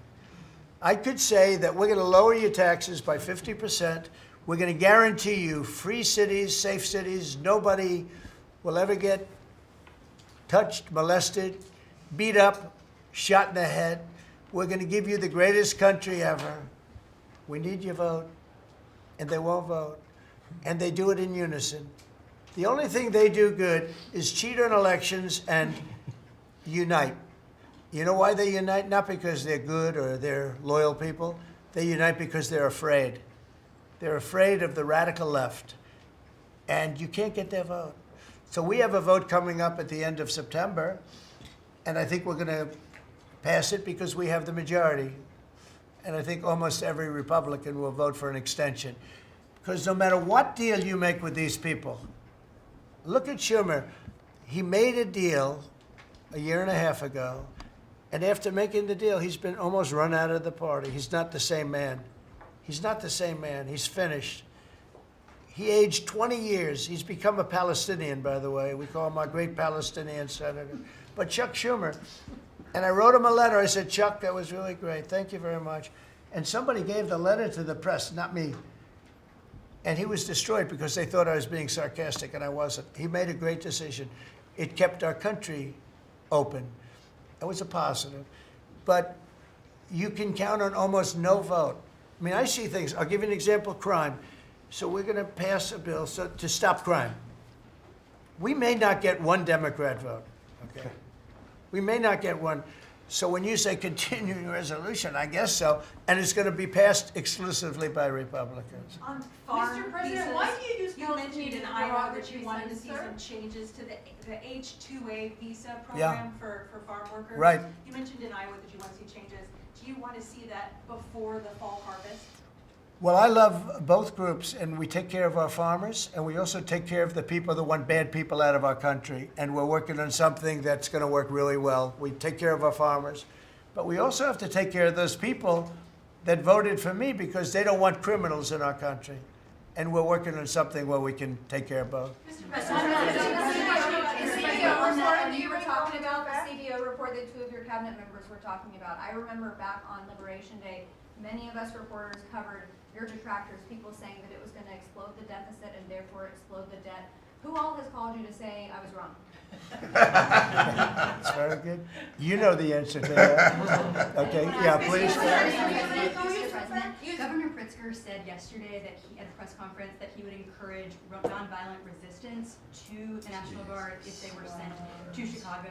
What's your response to that? He said what? That he would encourage nonviolent resistance if the National Guard is sent to Chicago. Look, this guy doesn't know what resistance is or nonviolent resistance is. He's a bad politician.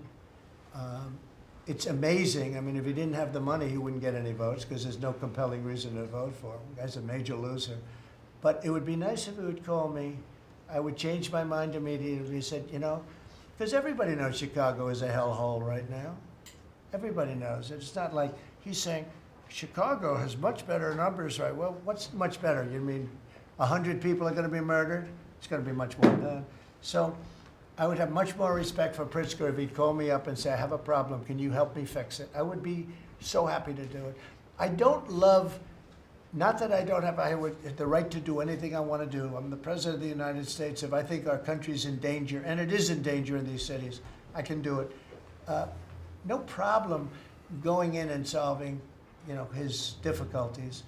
But it would be nice if they'd call and they'd say, would you do it? And we do it in conjunction. Now, we work very well with the police because we naturally get along with the police. So the police and us work really well together, whether the mayor is opposed or whether, I mean, you have a really rotten mayor there too. He's got a 6% approval rating in Chicago. And I see black women wearing a red MAGA hat last night on television. Please let the president come in. My son was attacked. You have a force of black women. They're like only Trump. They want Trump to come in. And you see them, they're all over the place in Chicago because they're afraid to go out and they don't want their son or their daughter killed, just like your parents didn't want you killed.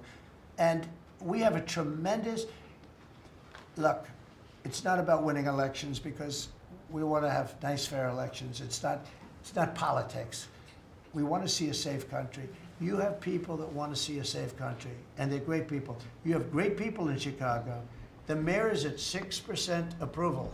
He's an incompetent man. He should have never been put in a position like that. He can't handle it. You have an incompetent governor there. You have an incompetent governor in California, Gavin. I know him very well. He's incompetent. He's a nice guy, looks good. Hi, everybody. How you doing? He's got some strange hand action going. I don't know what the hell his problem is. It's a little weird, to be honest. There's a little something shaky going on there. But, you know, all he has to do is call me and say, we have the Olympics coming up. We want to make it really good and safe. And I'll put some really good, great American patriots in there, and you won't have any problems. Don't forget, it's loaded up with some stone-cold killers, some really bad people, some people that were just born to be bad. They're criminals, bad criminals, dangerous. And we can solve the problem for them very quickly. On foreign policy, You know what I think? I think this. You have not had this happen for 4 years. You sat and you'd ask one question to Biden, and it was always the ice cream question, right? What flavor ice cream do you like best? I like vanilla. And that was the end of the conference. I think now we've done enough. These people are very busy. I want to just thank, this is the greatest, this has never been done before. First of all, a cabinet meeting was sacred. You'd never let the fake news media in. But the fake news media isn't all fake. It's, a lot of it is, but it's not all. I think it's a great thing. I think maybe it's going to be done in the future. I hope it's going to be done. But you really get the word out. I mean, we had, each one of these people spoke. I think each one, if I thought one of them did badly, I would call that person out.